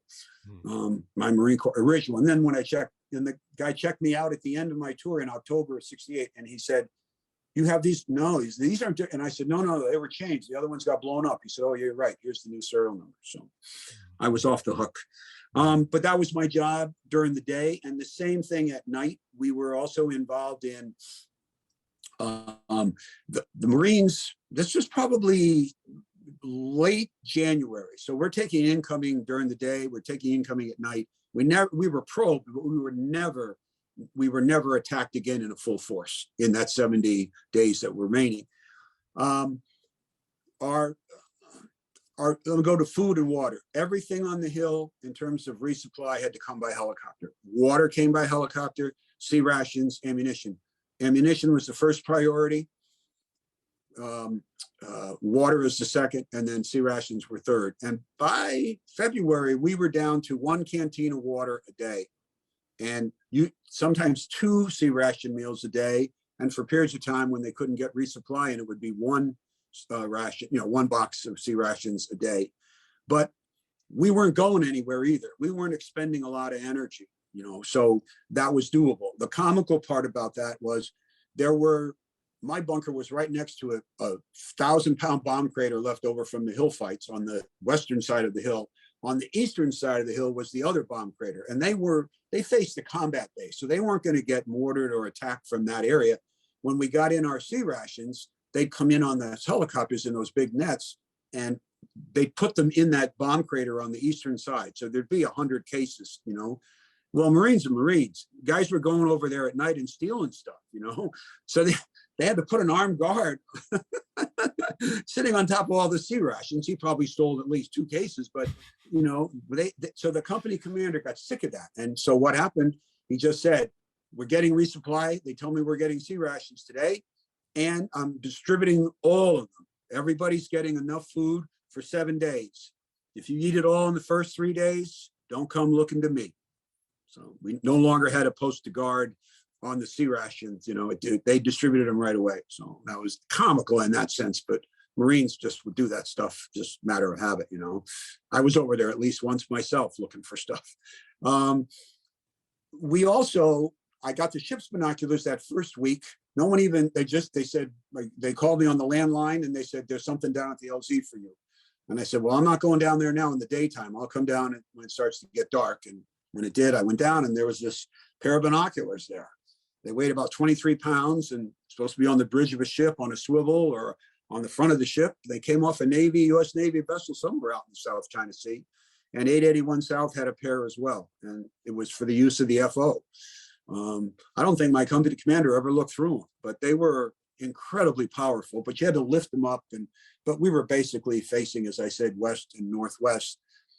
The following week, just before January 31st, I got another message to go down to the LZ. There was a package for me.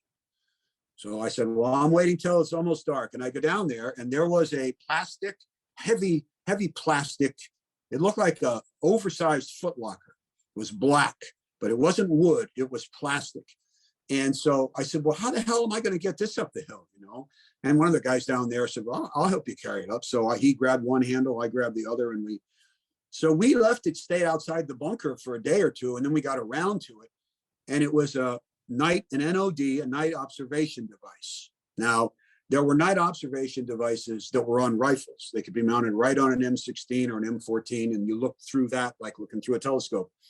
This thing had a barrel on it that was twice the size of a dinner plate in a big tube. Then it came back to a reduction, and finally an earpiece that had rubber around it so you could put your eye right in it. And it had a tripod, and the thing could swivel. And it had the first batteries I had ever seen in my life that looked like quarters or nickels. They weren't, I was always used to the regular, now we have those, and you put them in, two in, and there was a package of 6 or 7, and the thing would start to whine. And next thing you know, you're looking at 500 meters away in the total dark, and you can see people over there on that other ridge line, walking around, bringing up logs, digging holes. It was unbelievable. And then you take your eye away and look over there, and you couldn't see anything. You couldn't see your hand basically in front of your face.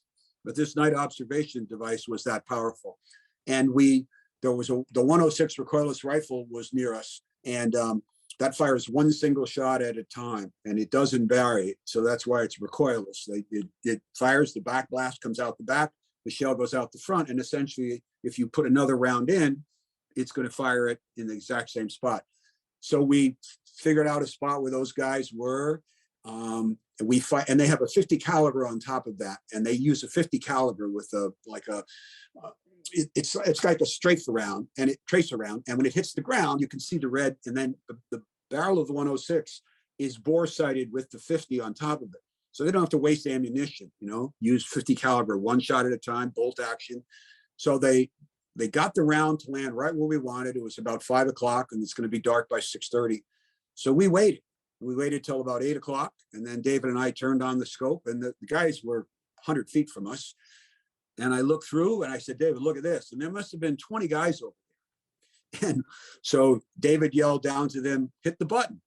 And they hit the button, and 106 went off, but the light was so powerful from the charge that it shorted out the night observation device. It went offline, and it was probably down for 5 or 10 minutes before it came back up. And by then it was over, it was over then. We just didn't. So we learned. We would tell them, get ready.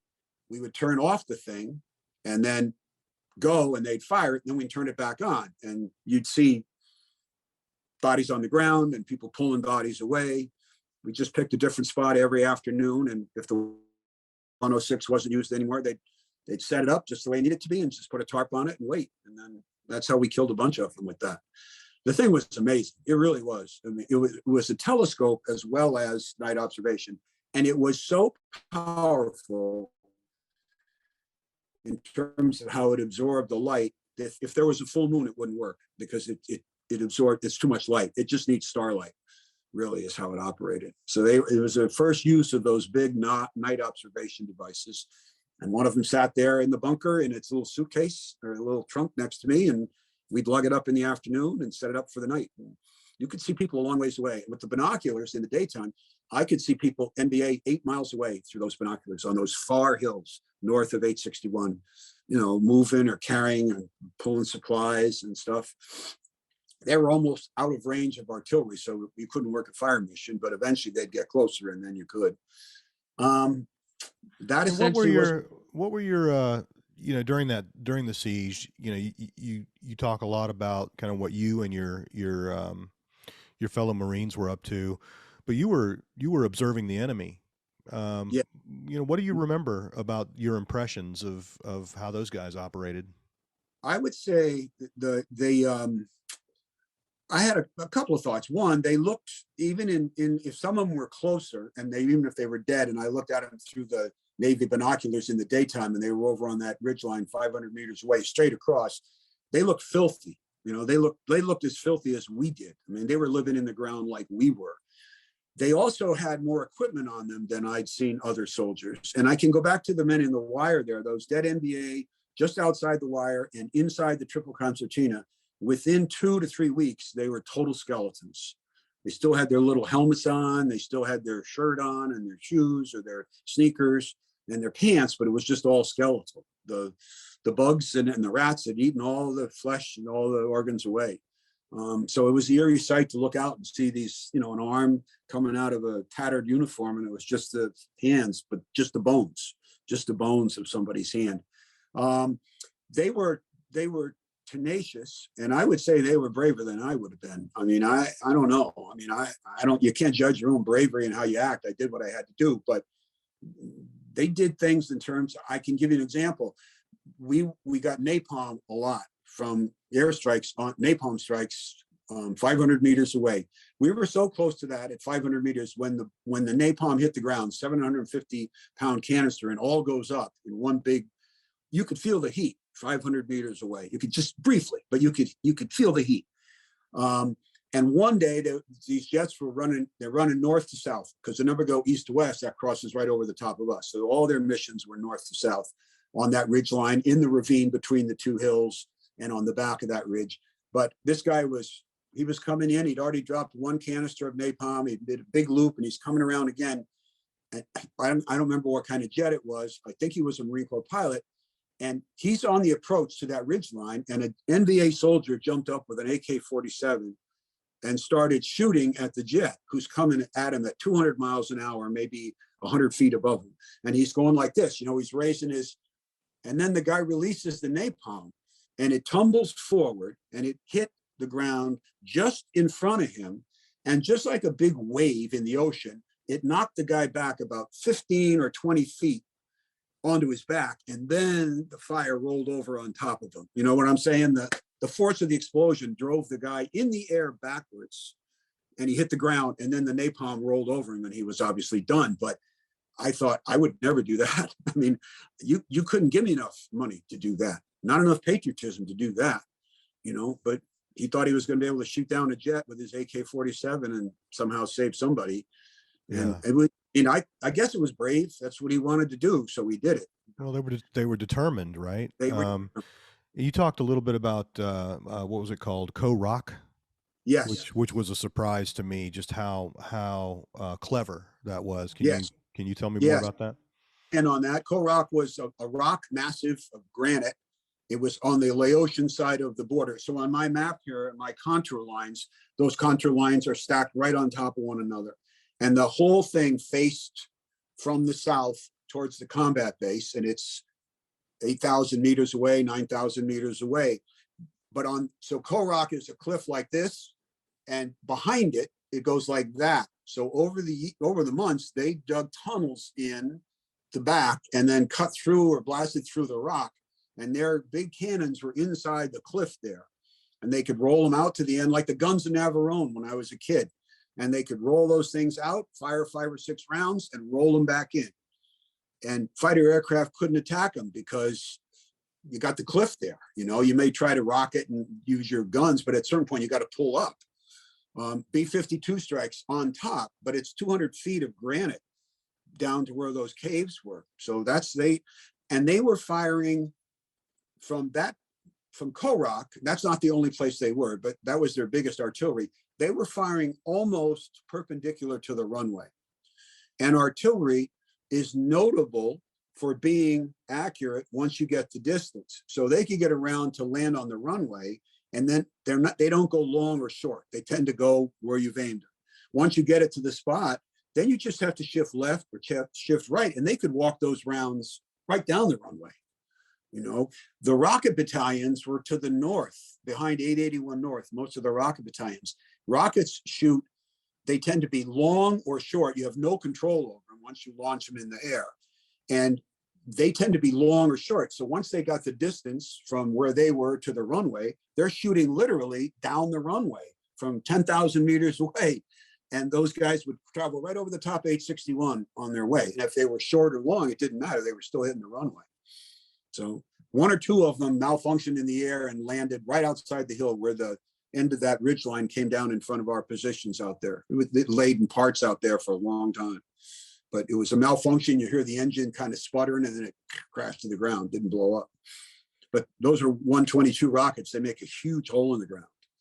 But I didn't deal with that stuff. You can't hit a hill like 861 with any consistency with a rocket, or even artillery, actually. You know, we were mortars, 82 millimeter mortars, some 120 mortars, lots of RPGs, recoilless rifles. Yes, they had a 57 recoilless rifle, millimeter recoilless rifle. And they mortared us a lot, and they would move around. So they'd mortar us from one spot, and I'd get a target. I'd fire some rounds there. They'd stop. I'd record the data. But then the next day or 2 days later, when they fired, they didn't fire from that spot again. They'd moved. You know, they'd be another 100 yards away, and I'd have to shift my calls. We had this hill below us on the right, 861 Alpha, which was established after the siege began. I think they came out of the valley on Hill 558. It was Echo Company. The president of our organization now was in Echo Company on that, and they took over that hill on the 23rd or 4th. When the mortars went off down in the valley, way down on the valley floor, I could tell right away if they were coming for us, because the muzzle blast would be this way. If they were aiming for 861, the muzzle blast would be that way, and we'd jump on the radio and tell them it was coming. You know, we'd see one muzzle blast that way and another, and say, okay, call, you know, get on the horn quick and tell them. And they'd give guys a chance to get under the ground. And the same for our own hill. If they came up straight, that meant they were coming for us. And they were good tacticians about that. They knew what they were doing. They knew what they were doing. And they were, as I said, they were brave characters. A lot of them were brave. I don't, you know, but as you say, it was their country. So, you know, they were fighting to kick us out. I have a real good friend from high school days who said he never went, was never drafted. He said, I'll tell you what, I was against the war. I didn't protest, but I didn't think we ever belonged there. He said, and I wouldn't, if I was Vietnamese, I wouldn't want Americans over there either. And if they landed here, then I would pick up a rifle and I would contest them, but it was their country. So, I mean, we don't fight over it. We never did, but you know, I didn't go for the political reasons. I went because I was stupid and I was looking for adventure, and you know, what else could I do? I made my decision and I wasn't drafted, so I couldn't complain because I volunteered in a sense, you know. And that went on for that was 70 days of sleeping on cardboard. C rations come in a box of 12, and there's a cardboard wrap around it, and there's a wire or two that goes across just to keep it from opening prematurely. You snap the wire, peel the cardboard back, and it's about the length of a small table and about the width, 2 feet wide. So we would put those down on the dirt floor in the bunker, and we'd lay down on the cardboard. I mean, that's what we slept. How much, you know, while you're observing and, you know, registering targets and, you know, trying not to get blown up and, you know, are you also having to maintain the bunker? Like, I mean, I'm assuming that if you're dealing with red clay, like almost every day, you got to do something to shore it up. Well, we didn't show it. Amazingly, we didn't. It's not totally red clay. It's red clay and dirt with minimal rocks. We use no supports, Michael, none. I mean, it's scary now to think about that.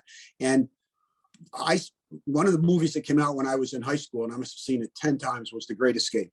You know, we'd sneak into the drive-in theater, you know, put everybody in the trunk of the car and then go and, you know, and they had 3 tunnels, Tom, Dick, and Harry. So our bunker, it faced the opening where the porch was up on top, faced northwest. And behind us at the back corner over here, down on the floor, the dirt floor, I said to those guys one night, you know, if they ever got on this hill again and they came to the front, we need a way out of here. We should dig a tunnel and they said, oh, you're fucking crazy. We can't do that. And I said, no, I think and it gave us something to do at night. So I was the first one. I lay down in the dirt right behind where I used to sleep with the cardboard, and I just started digging straight in. And I had it was probably about 3 feet high, 3.5 feet high, and 3 feet wide, maybe at the most. Could barely turn around in it. And I scrape the dirt and I push it behind me, and then David would take it, scoop it in the helmet, hand it. And over the course of a week, we went about 8 feet, and then we made a right turn, 90 degree, and went another 8 feet. We walked it on the ground very early in the morning once, and there was an old bunker there, had no roof on it anymore. And it was just an old ammunition bunker. Just the walls were up. We just started digging up, for God's sakes. 10 or 12 feet it was. Digging, and dirt's falling down, and we're pushing it behind us. And I think about that as much as I think about anything about my time on that hill. That thing could have caved in. I mean, there were times when there were 3 of us were in the tunnel. We named it Tom, I think, because of the Great Escape. There were 3 of us working. That thing could have just, boom, and we'd be gone, just like that. It was very scary. So my time was involved with that. I also didn't get a lot of sleep because I was the FO. So if there was trouble, they woke me up. I would say in 77 days, roughly when it started until we left, I don't think I ever slept more than 2 hours at a time, ever. It was always 90 minutes, get woken up, be awake for an hour, go back to sleep. 45 minutes later, get woken up. I still have terrible sleep habits today as a result of that. I wake up a lot. It's just, that's how it was then, you know? So that's what I dealt with. One final thing on my job and the danger for me, because I did have to have my head up. David, not as much. The second day of the siege, another Marine had been killed near our bunker. I didn't point it out to you in the photos I sent, but I went to his, before they came to, I didn't know him.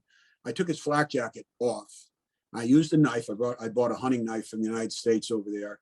And I cut the fiberglass plates out of, not all of them, but many of the fiberglass plates. They were 4 inches square and 1/8 of an inch thick fiberglass. And that was in our flak jackets, which were left over from the Korean War.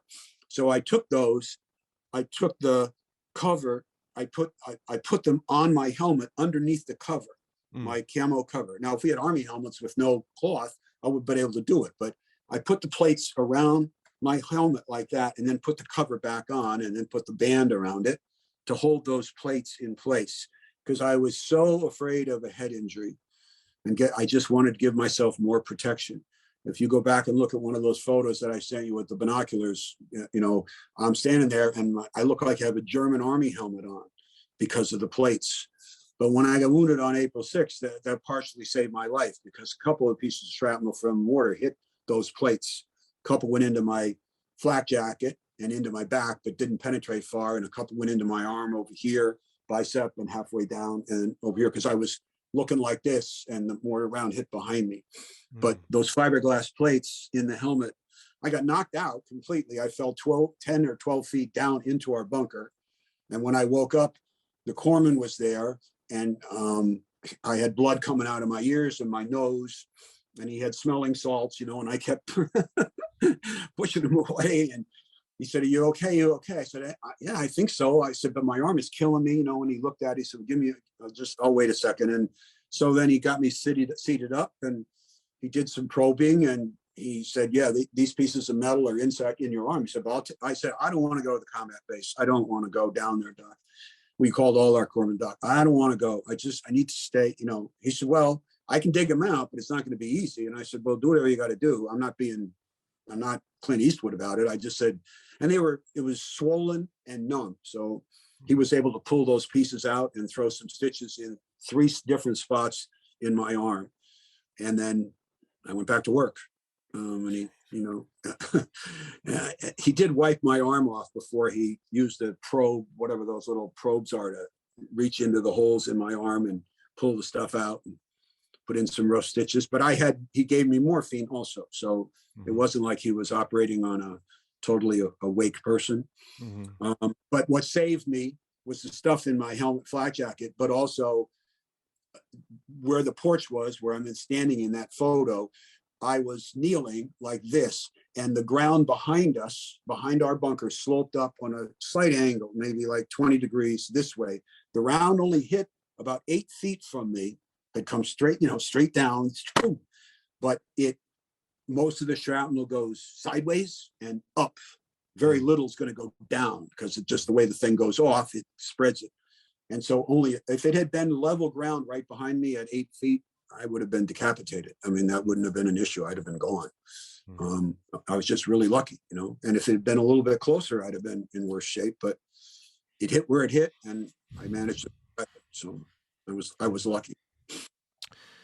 Can you talk a little bit about the, I mean, you could see the combat base from where you were. Very little for me because I was on the western side. So I see.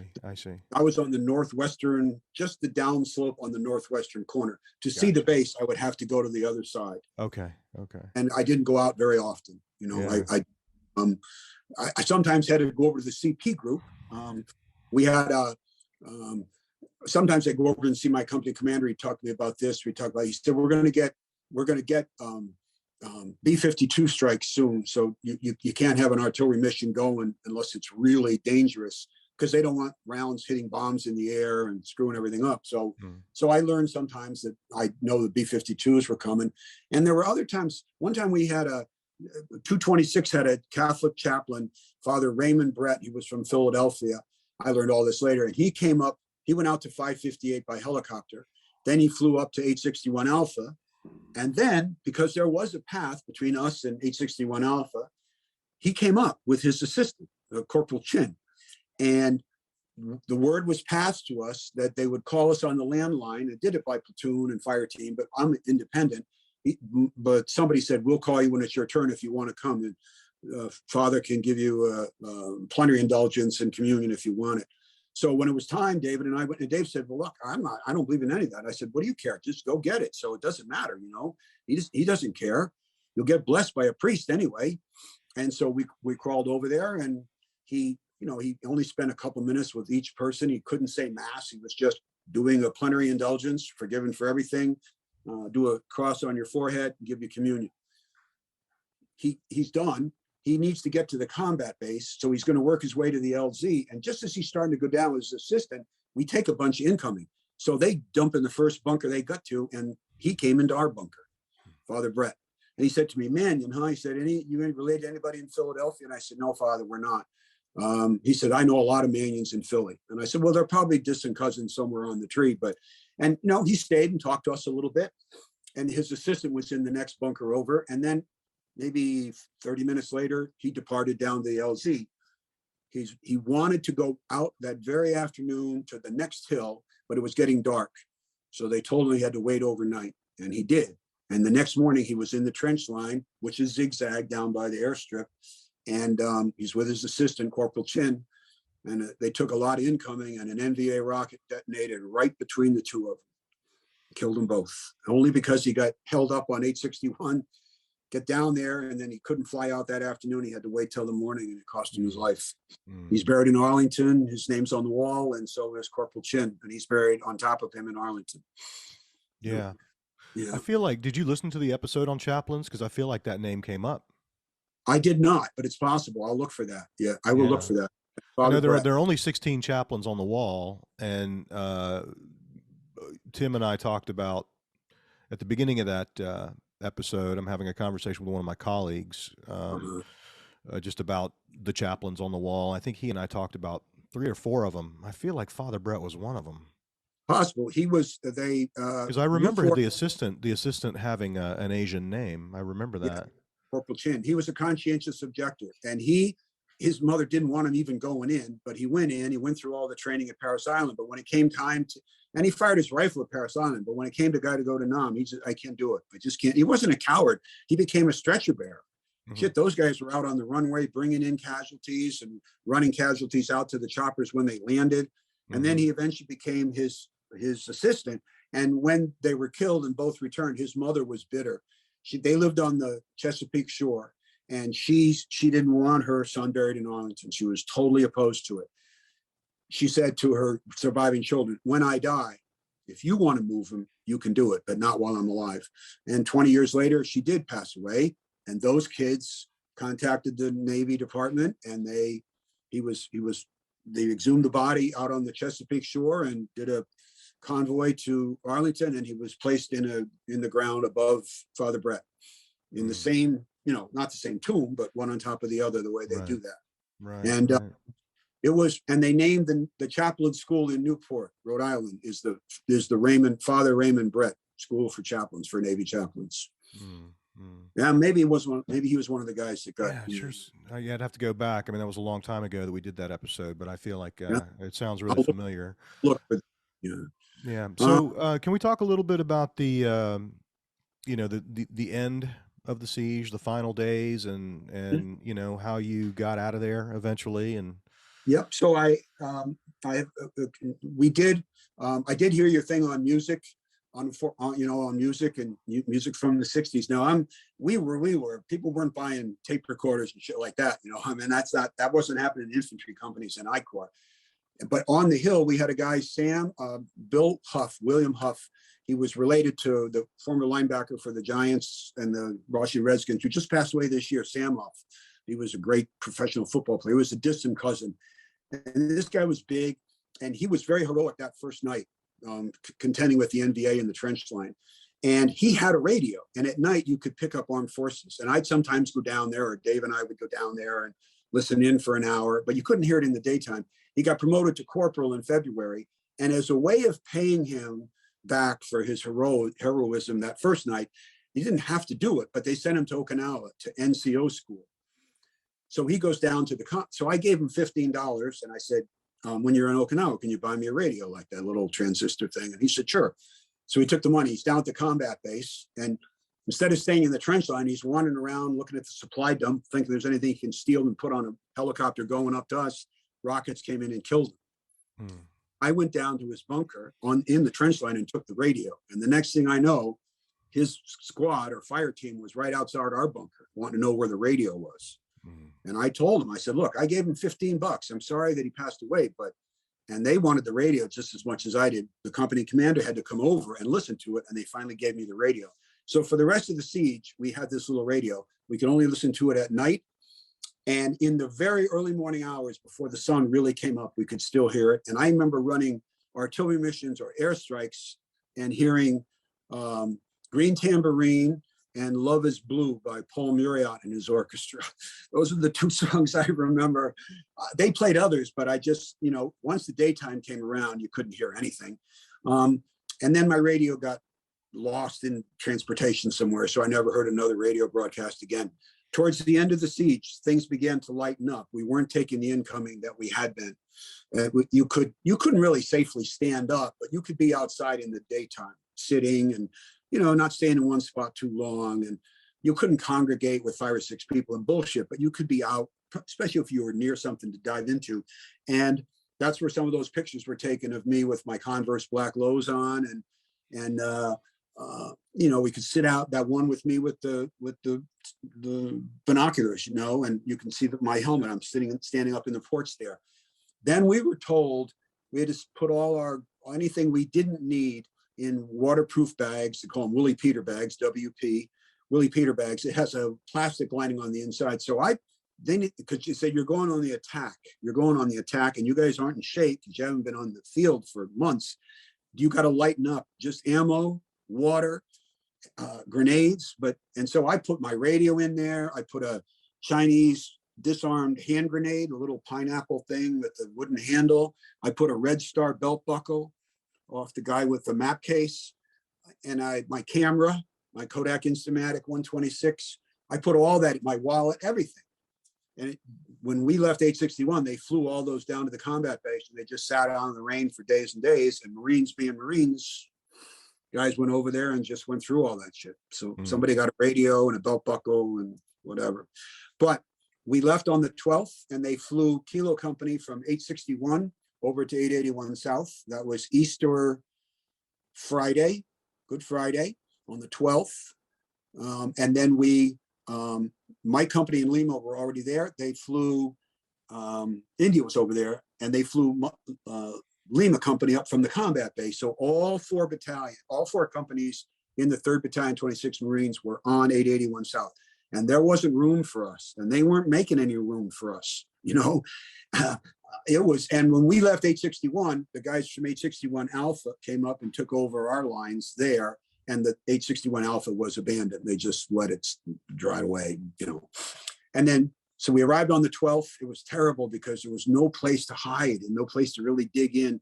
And then on the 13th, in the middle of the night, the Kilo Company was first, and we went over the northern side in the dark down 881 north south, across some flat ground, leading up towards halfway to 881 north, which is maybe 2,000 meters away, and we set in.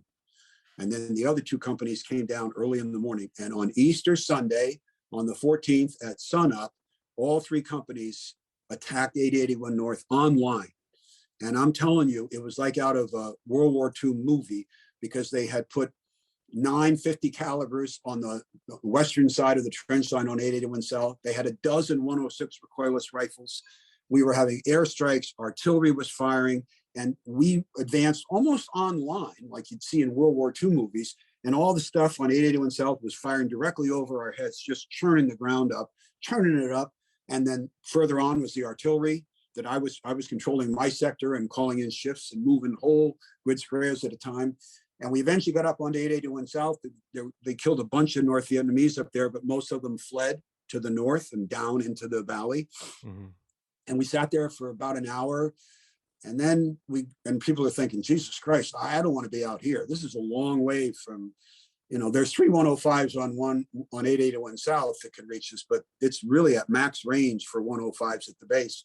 And then the word was, Lima and my companies are going back to 881 South. Kilo will go only halfway back and set up on a hill called 800 in between 881 North and South and spend the night as a blocking force in case they counterattack. Well, yeah, they had the shit beat out and they weren't going to counterattack, but from a military point of view, you can't assume that. You do, you make a mistake, people die. And so we were set up as a blocking force in case they came back, which they didn't do.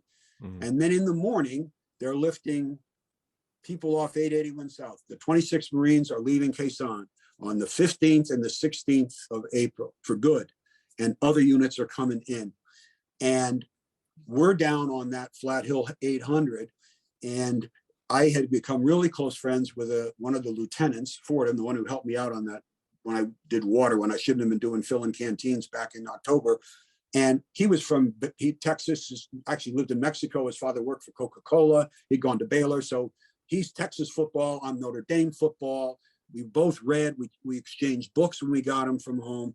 At night, when it was just the two of us, he'd come by my foxhole, you know, and we'd sit and shoot the shit. And he'd look through the binoculars and the scope. And I called him Steve. He was Benjamin Steve Fordham, but he went by his middle name. And so now on the last day, it's April 15th, it's Easter Monday, and we're on that little hill. We're in a 360. His platoon was the final chopper going out because they had LZ security. So they're scattered throughout the 360 perimeter. And I'm next to him in the dirt. And, you know, we're just, you know, I'm glad to be going. Me too. I can't wait to get the hell out of here. The promise is cold beer and steak dinners. That's what we had heard. And a shower. And a shower when we got to Quang Tri. And so then 2 rounds hit I'm here, he's next to me, to his right, but out about 400 meters away, 2 big boom.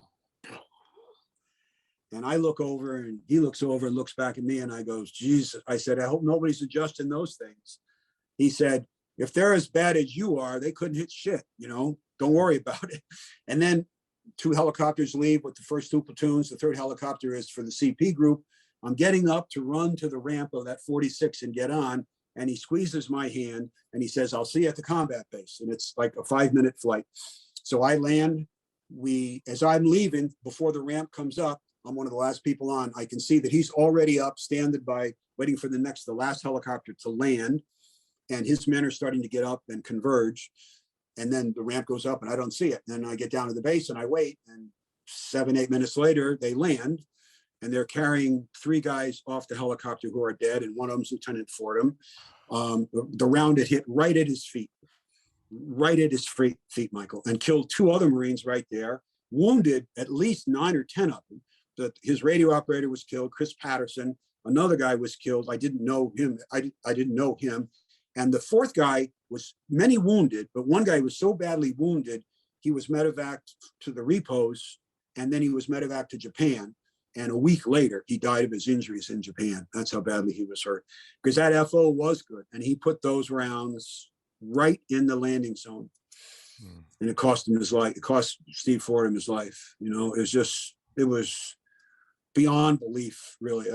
He and I were as close as you could be, you know, and I had an officer's job. So he had more of a sense of, I was really like an officer, and it was foolish. And our company commander technically was at fault, because if you make one LZ, you're asking for trouble, because they know what they're doing. You make 2 LZs or 3, and you fake into this one and land there, and then go back to the first one, go back to the second, then the third.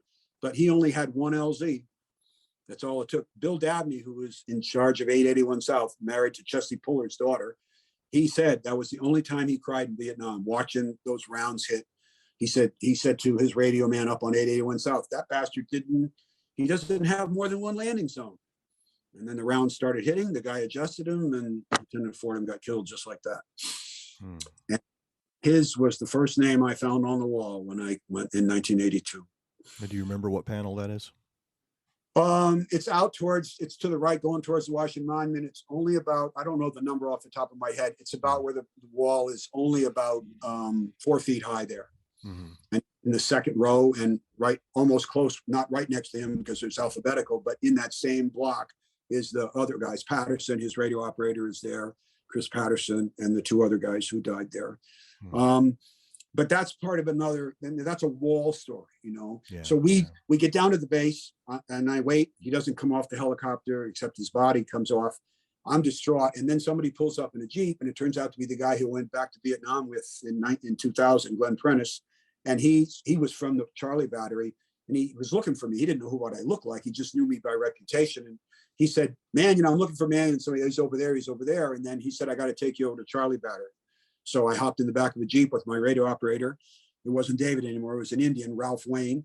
And we got to the Charlie Battery, artillery battery, big bunker where the captain was. And he said, they are seriously considering leaving you guys here and be attached out to a new grunt company that's coming in because you know the hills so well. Fuck me, you know. He said, what I need you to do is just go out there and, you know, and find a place to hole up for the day and the night, and then come back in the morning and I'll tell you. So everybody leaves. They go to Quang Tri, and they get the band, they get the beer, they get the steaks, they get the showers. So Kilo Company's gone.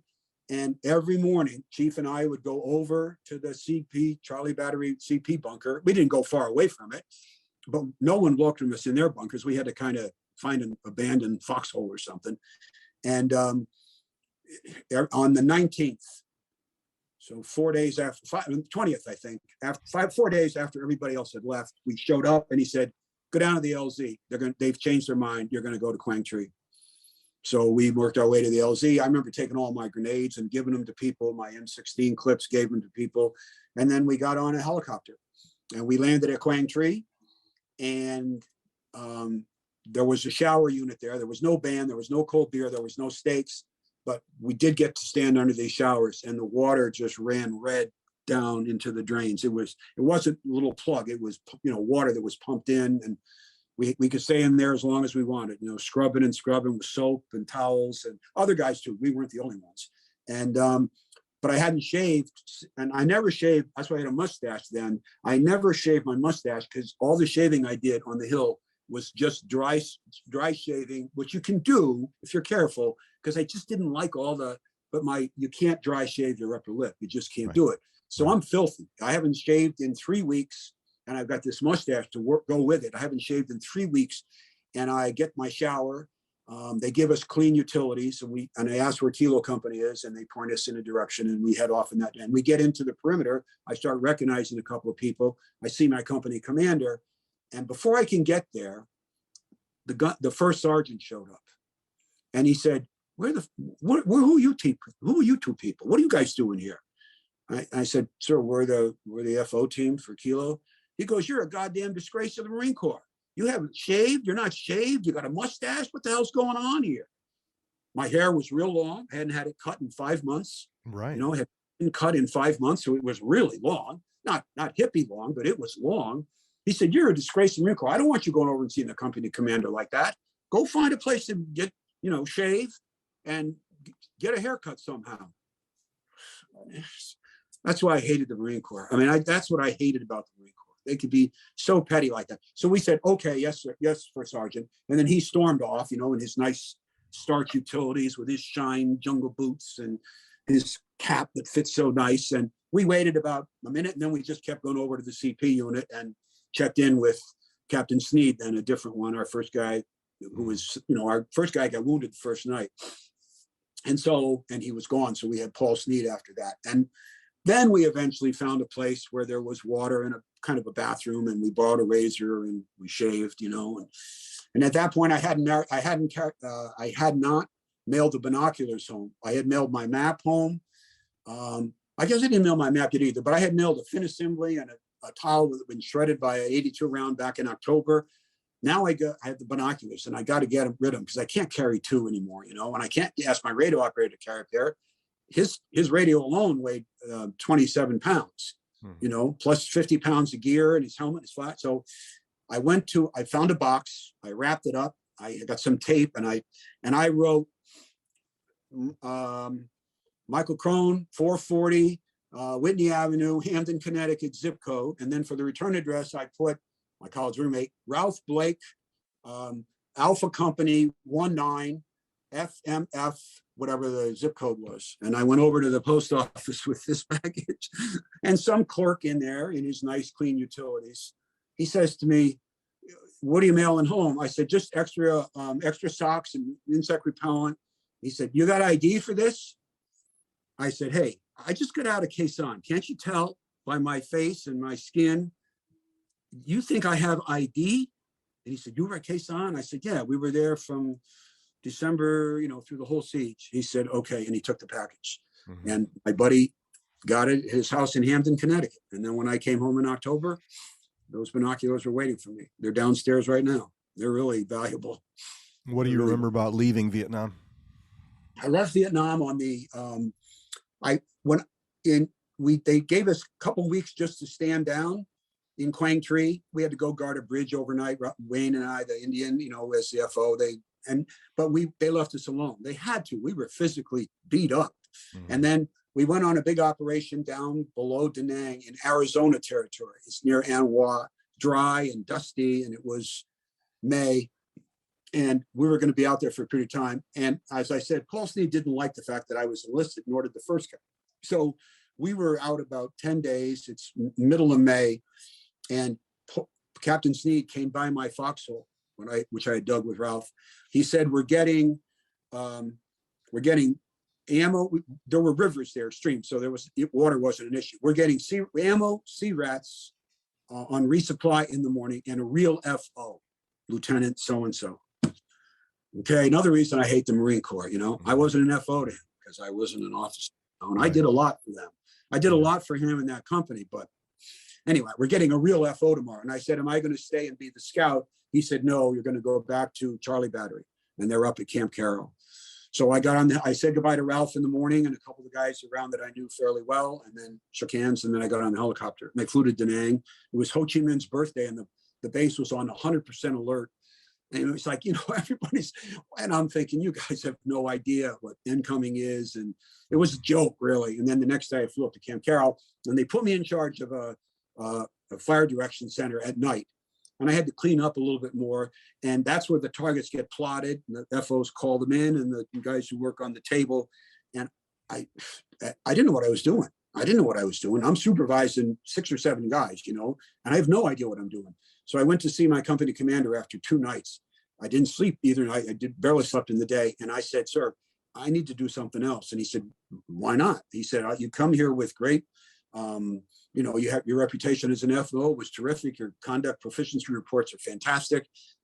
I said, yeah, but my training, he said, don't you know what the FDC does? I said, I know what they do, but I've never seen them do it. He said, well, when you went through Fort Sill for artillery school, did you go in the FDC center? I said, sir, I didn't. I was in naval gunfire, and the Navy wasn't interested in having Marines come to the FDC center on their ship because they never were going to go there. He said, so you don't know what goes on in there? I said, I just know they plot the missions, and I flunked geometry twice in high school. He said, yeah, I got to get you out of there. So Next, you know, I'm in a naval gunfire team, and I was in naval gunfire in a small 12-man unit that operated on the coast of Vietnam for June, July, August, and September, right on the coast in these small outposts, calling in naval gunfire in the militarized zone and shooting at people in the Ben Hai River with naval, 8-inch guns. And my last 2 days is when the New Jersey came on station. She came over and, it took months to get her over there. And then she came on the gun line September 30th. And I left that outpost on the 1st. So I saw her shoot on the 30th and the 1st. First mission she had fired since the Korean War. And I go down to Da Nang. I check in down there. I got a flight up to Camp Carroll. I got my orders in a big yellow envelope. I get a ride in the Huey. First time I've ever been in a Huey. Army guys. And what at the LZ up in Camp Carroll, they're up a couple thousand feet. And the guy running the LZ would just call pilots who were coming in. Are you going towards Da Nang? Would you be willing to take someone? So finally, after waiting an hour, I get a helicopter comes in, 2 Army guys, captains or, whatever, lieutenants, whatever they are. They seat up a little bit higher. I got in the side. I've been in other helicopters, 3 kinds, but not one. Never was in a Huey. And we take off by going straight. And we're about 20 minutes into a 40-minute mission or return to Da Nang. And all of a sudden, I can't hear a thing. The 2 guys manning the guns at the door, they've got headsets and I can hear a thing. All of a sudden, the 2 pilots turn around and look at me, and they go, and one guy goes, and I couldn't hear him. So the guy here says, "You left your orders at Camp Carroll, the big yellow envelope with all your papers." They go back. I mean, it cost them 40 minutes of beer time, at the beer hall that night. That they had to go back for this stupid Marine and bring him down to Da Nang. And they never even looked back when they landed. Never even, gave me a thumbs up or nothing. The 2 crew guys did, shook my hand and said, "Good luck. Wish we were going with you," that kind of thing. Right. Then I stayed overnight there. And then the next day they flew us on a commercial jet. We turned in all our gear, helmets, flak jackets, rifles, the binoculars, the second pair that I got. I turned those in, anything I could unload. And then I got on the helicopter and we're still in our utilities. And mine were dirty, but not like they were at Khe Sanh. And we flew to Okinawa.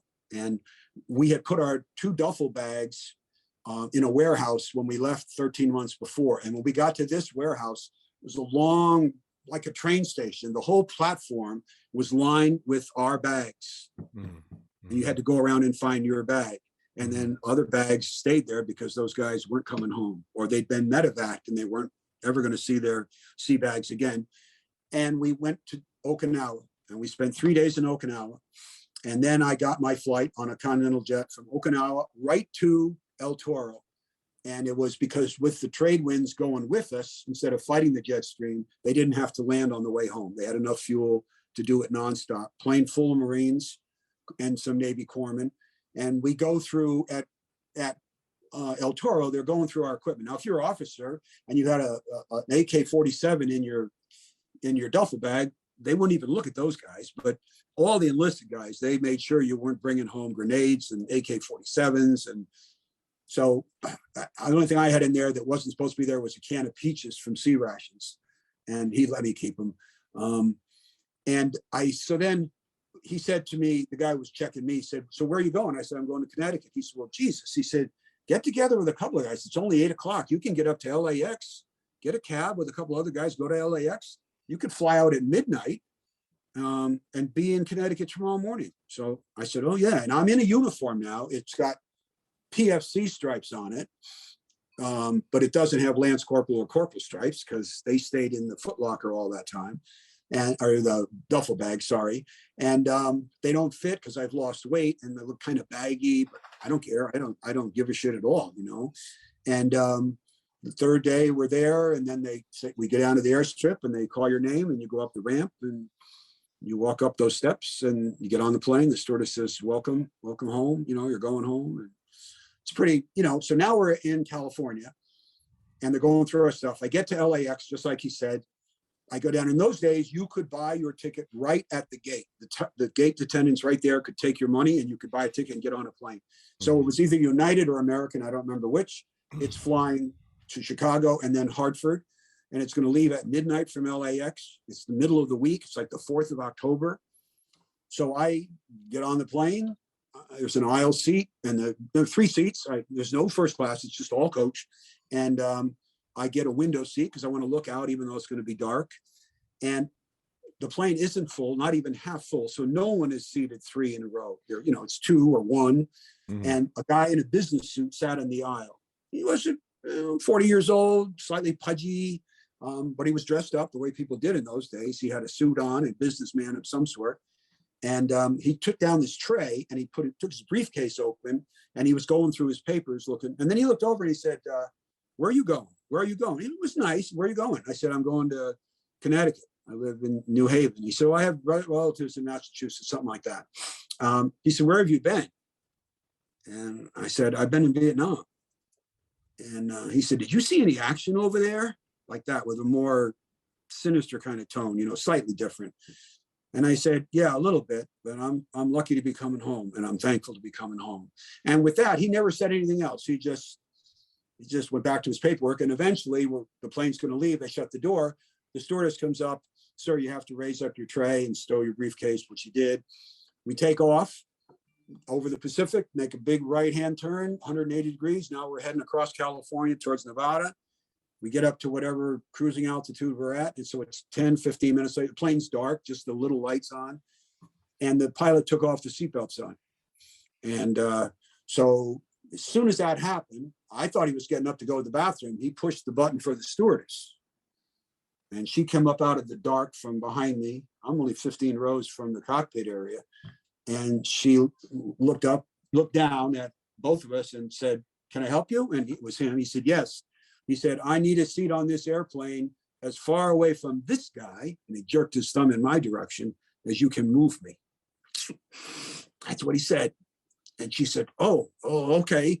And she helped him with his briefcase and his overhead bag, and they turned. It's dark, there's no lights on. He goes somewhere in the plane. And about 5 or 6 minutes later, she came up and sat in the aisle seat for a couple minutes. She said, I'm really sorry about that. I said, you have nothing to be sorry about. She said, you're not going to make any trouble, are you? And I said, no, I got too many ghosts to carry around to be making trouble. She said, when did you go over? I said, September last year, 67. She said, the country has really changed since the Tet Offensive in February. The country has really changed. And I'm sorry that had to happen. I said, look, I'm so lucky to be coming home. I got wounded twice there. I could easily have been killed many times, not many times, a number of times. And I'm very pleased to be coming home. So it's okay. You don't have to apologize. And that's how I came home. I didn't want to sit next to me on an airplane. And I say, when I speak to high school groups, I say, no one ever spit on me. I've heard people say people spit on them. And my response to them is, then how come you're out in the real world? If that happened to me, I'd be in prison for killing somebody. I wouldn't let somebody spit on me. I'd kill them and die trying. I mean, that's how I felt then, but some guys handled it differently. No one ever spat at me. I wore my uniform home, and I landed in Chicago. I don't think we even changed planes. It just put more people on. A couple of people got off, and we flew on to Hartford. Got in the morning. I had to take a limo, which is really a van, and it stops in Hartford, New Britain, Southington, next to where I live now, and then north in New Haven. And I'm going to get off in New Haven with everybody else. People get off in those other towns. And he said, where are you going? And I said, where are you coming from? I said, Vietnam. He said, well, are you getting off in New Haven? That's the last stop. I said, yes. He said, I said, I'll probably take, I said, I'll get home. My parents live in Hamden. He said, look, stay in the van. I'm going to return it to the barn in West Haven where my car is, and I'll bring you back to your parents' house. And so he did. So that balanced off the guy, and I wanted to give him a tip. He wouldn't take it. He wouldn't take it. Right. So some people got it and some people didn't, that's how I came home. And this isn't to elaborate, but when I was at UConn for those 3 years, I was living in Meriden. I was married for the first time. I worked in a deli and I commuted to stores. I had no campus life. I was just taking my courses, English, education, and whatever. But I had to go to the VA, the veterans office on campus. And this was fall of 70, sorry. I've been out of the Marine Corps since December of 69. So it's the fall of 70. And within a week, I had to go there to get my GI Bill papers signed and approved. And once kids knew you were, now UConn's a big school, so not everybody knew it, but once once people identified you as a Vietnam vet, then people wouldn't sit next to you in the classroom. I'd get in and sit down, and people would get up and move away. Just get up and move 2 chairs over, 3 chairs over. The only time I was with people is they didn't know about me, or they were other veterans. Sometimes I read in the library for a couple of months, first semester, for a Green Beret guy who had been blinded, but he needed volunteers, tutors to help him read his manuals. And I read for him, and, you know, I got to know him a little bit, but I had no campus life, but no one wanted to sit next to me in those chairs, those desks either. So that's how it was in this country back then. That's how it was. Yeah, it's hard to imagine, you know. I mean, it's not like you had any choice, you know. Right. Yeah. And I think we paid the price for that.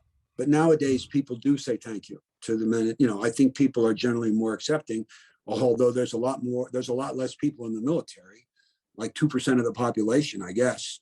Right. You know, right. how many people serving? One of my sons, Devin, our youngest boy, he went in the Marine Corps as an officer. He's out now. He's a high school English teacher and a football coach like I was. My 2 older sons, my daughter didn't, you know, they didn't do in the service. But we paid the price. And sometimes at reunions with the Khe Sanh vets, some guy will say, you know, I was at the gas station last week in you know, Oklahoma City, and some guy thanked me for my service. And I got real angry because it's way too late, you know. And I said, so you got angry about that? Let me ask you a question. Were you wearing a shirt that said Khe Sanh on it? He said, yeah, I had a shirt on and I got a bumper sticker on my car. I said, well, then don't get mad. If you don't want to be insulted or feel like you've been stepped on, then don't wear the shirt. You know, I think if you wear the shirt, it's licensed for people to say, welcome home. People interpret that as an invitation, right? Yes, absolutely. And my response almost always is, I go to Home Depot, and I get a 10% discount, you know, all the time. And they'll always say, thank you for your service. And my response is, thank you. I appreciate that. It was my reward for flunking out of college in 1966. And if they're old enough, they get it. If they're not old enough, they don't get it. But that's how I say it. But I'm grateful. Otherwise, I wouldn't wear the stuff. My license wouldn't say Khe Sanh, you know. Yeah. Well, I want to, and we could talk, there's a lot we could say about that and how much your generation did to change that for the generations of fighting men and women who came after you, right? I mean, the yellow ribbons and the thank you for your service, all of that changed because of you guys. Yeah. We were talking earlier about dogs, and you mentioned that, you know, when you listened to the episode that we did on dog handlers, that you were angered to find out what happened to those dogs. But, you know, that doesn't happen anymore. And the reason it doesn't happen anymore is, again, because of your generation, right? It was Vietnam dog handlers who said, you know, Robbie's Law was a result of their efforts. Yeah. So, and I guy you were interviewing, or what was said 1999, Bill Clinton, sometime around then is when I led legislation. And I'm guessing now, because I seen pictures from World War II, Iwo Jima, where the Marine is in a bomb crater and his dog is with him. He was a German Doberman Pinscher. The Marines used a lot of Doberman Pinscher dogs in World War II. They probably did the same thing to those dogs. They probably did. They weren't going to put them on a ship and sail them, you know, from Japan all the way back to America when they could barely get troops back. Sure. You know, people, you know, I'm guessing now but I didn't know that. I was angry in the car and sad, really. Yeah. You know? Yeah. So I want to talk about how things went with your dad when you got home. But before we do that, can you just tell me briefly whatever happened to Dave? My radio operator. Your radio operator. He got wounded. A piece of shrapnel. Dave Crom. He got wounded by a piece of shrapnel. I think it was in sometime late February, early March, and it hit the shrapnel that hit him directly went through his flak jacket. He was moving across one part of the hill, and I was behind him, and then he got hit. And the piece of shrapnel went through his flak jacket and into the cavity above his heart. So he was medevaced out, and he had to have surgery to remove that at some point, either on the repos or in Japan. I wrote to him once or twice, and then you lose track of people. But I heard later, he was 23, and he was walking on the streets in Baltimore. He was at one of the universities there. He was third year student, and he was walking down the sidewalk, 23 years old, and he had a heart attack, and he died on the sidewalk. Well, no one can't convince me that it didn't happen because of the piece of shrapnel that nicked his chest area back in, 1968. He's not on the wall because he didn't get killed there, but he certainly paid that price. And the other guy that I always mention to people is Trey Meade. He and I became friends. He was a machine gunner from Texas. He got malaria when we got to Khe Sanh. He got malaria. So they sent him to Da Nang, and he was down in Da Nang because he was being treated for malaria down there. And then January 21st happens, and we're partially overrun, and he's not there.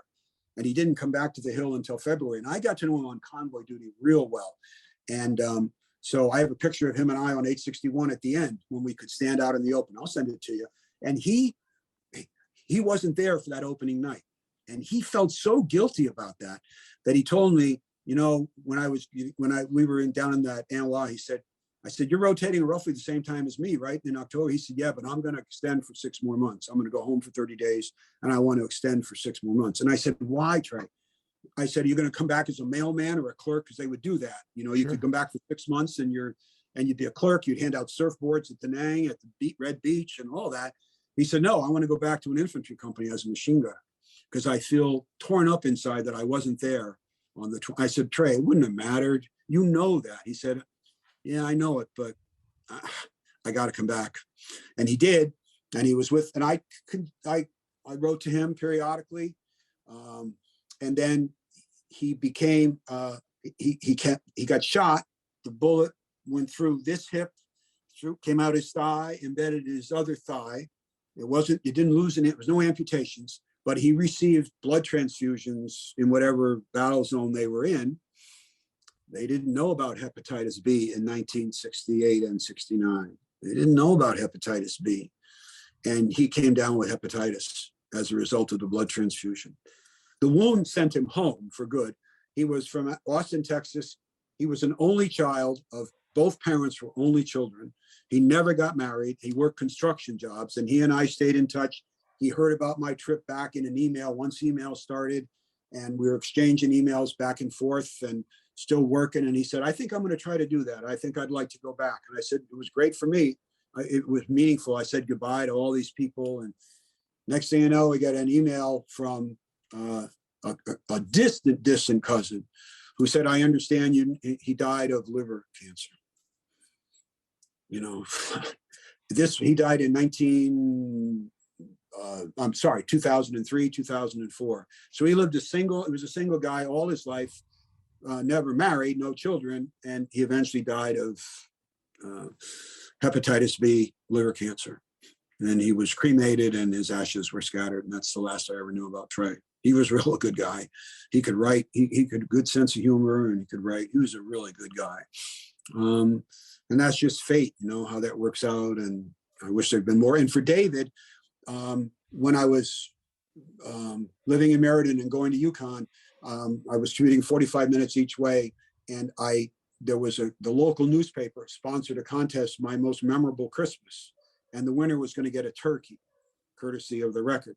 So I wrote a memory piece called Christmas at Khe Sanh. And I talked about being at Khe Sanh on Christmas Eve and knowing that 12 hours in the daytime on Christmas, my parents, my sister and brother were all at St. Mary's Church in New Haven at midnight mass. And I knew exactly where they were when I was standing for morning mass at noontime at Khe Sanh. I won the contest. And I had a turkey, as my wife says, a turkey for a turkey.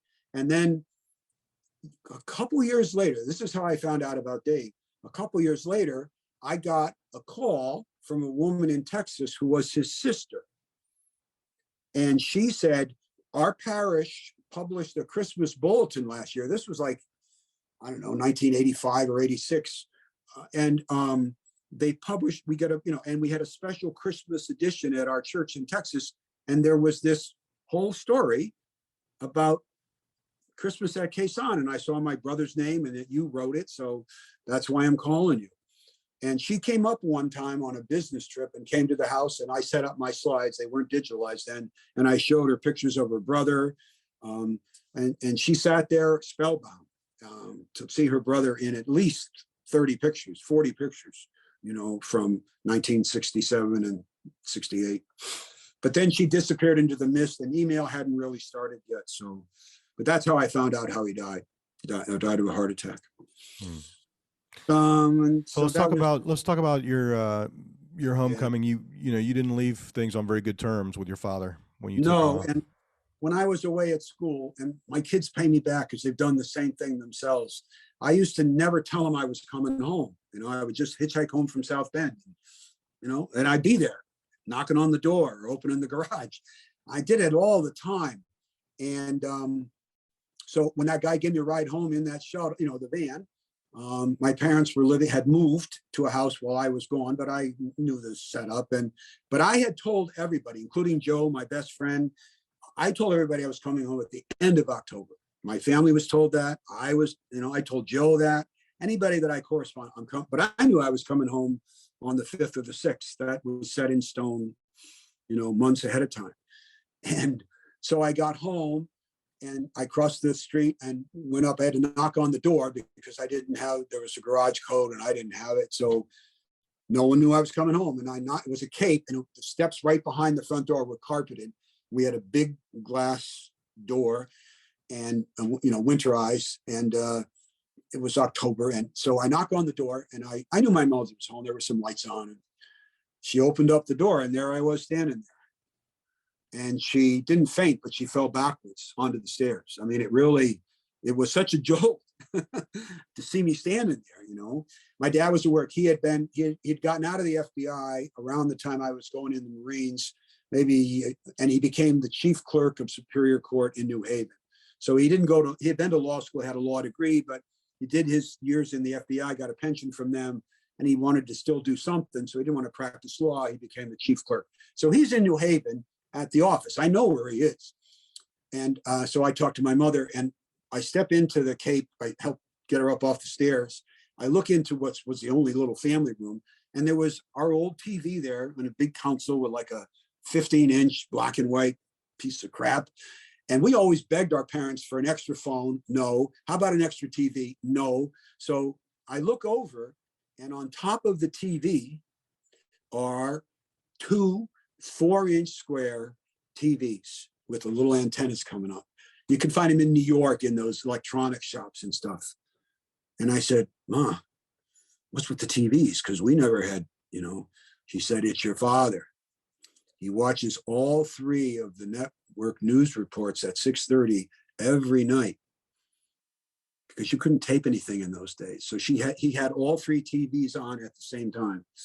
And I thought, oh my God, this is what I did to him.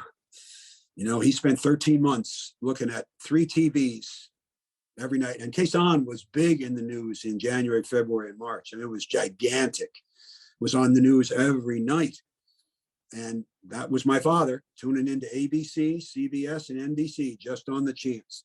So my buddy Joe commuted to Sacred Heart University in Fairfield, Connecticut, from where we live now, about a mile from his house where he grew up.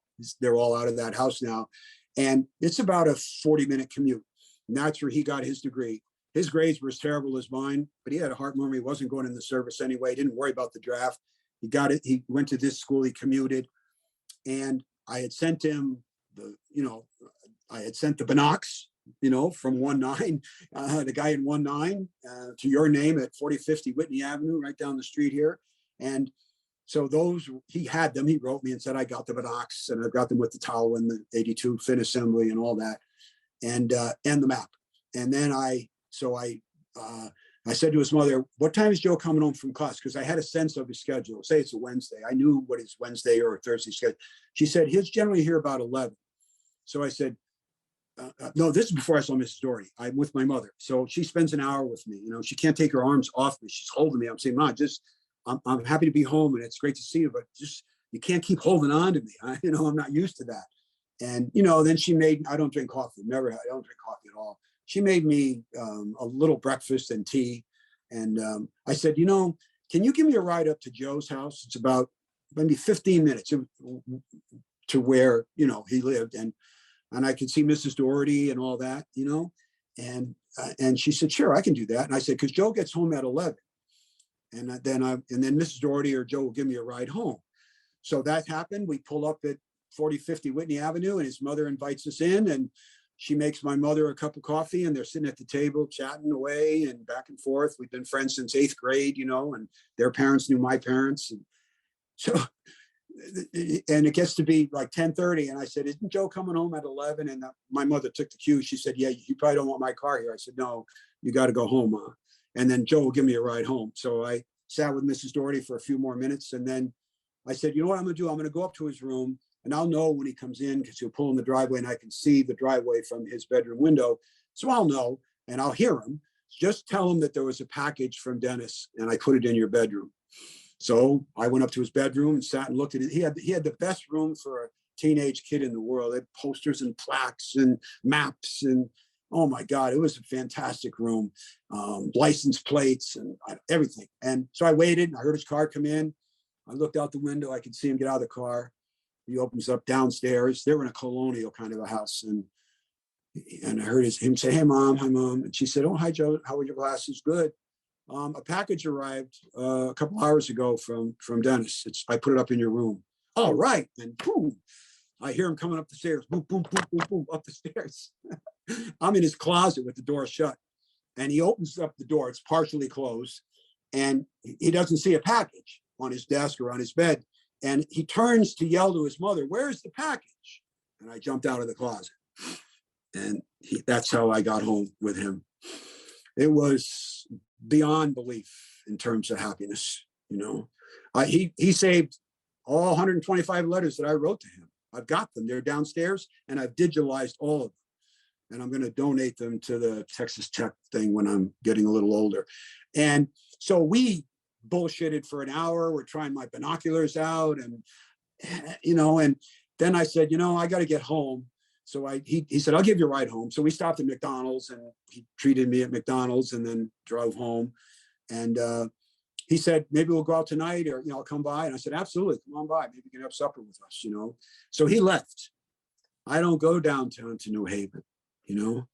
I've done enough moving around. It was a mistake on my part. I should have gone down there. So I'm with my mother, and I said, no, just let me sit and absorb where I am. Just, you can't ask me a lot of questions right now. And so she was good about it. You know, she'd come in, you okay? Do you want a glass of milk? No, I'm fine, Mom. And then she said, we have all your slides. All your slides are in a tray, because my father would supply the film that was prepaid, and he would pay for the processing. I would get that roll of film, and it had an envelope that went to Rochester, New York. And my prints, and when he bought the stuff at a drugstore, he didn't know whether it was print or slide. He just bought it. So none of those pictures I took with my Instamatic did I see. And I must have said to her, she said, all your slides are in a tray, and all your prints are in an album. And I said, Mom, I'm not interested. You know, I don't care. Just hang on. I'm not interested in looking at them now. So that it goes away. So it's around 5:30. The car pulls in the driveway. It's my father's car. I don't know how to play it, you know? And so I sit at the kitchen table, and then I hear him come through the garage into the kitchen. So I stand up, and he comes through the door.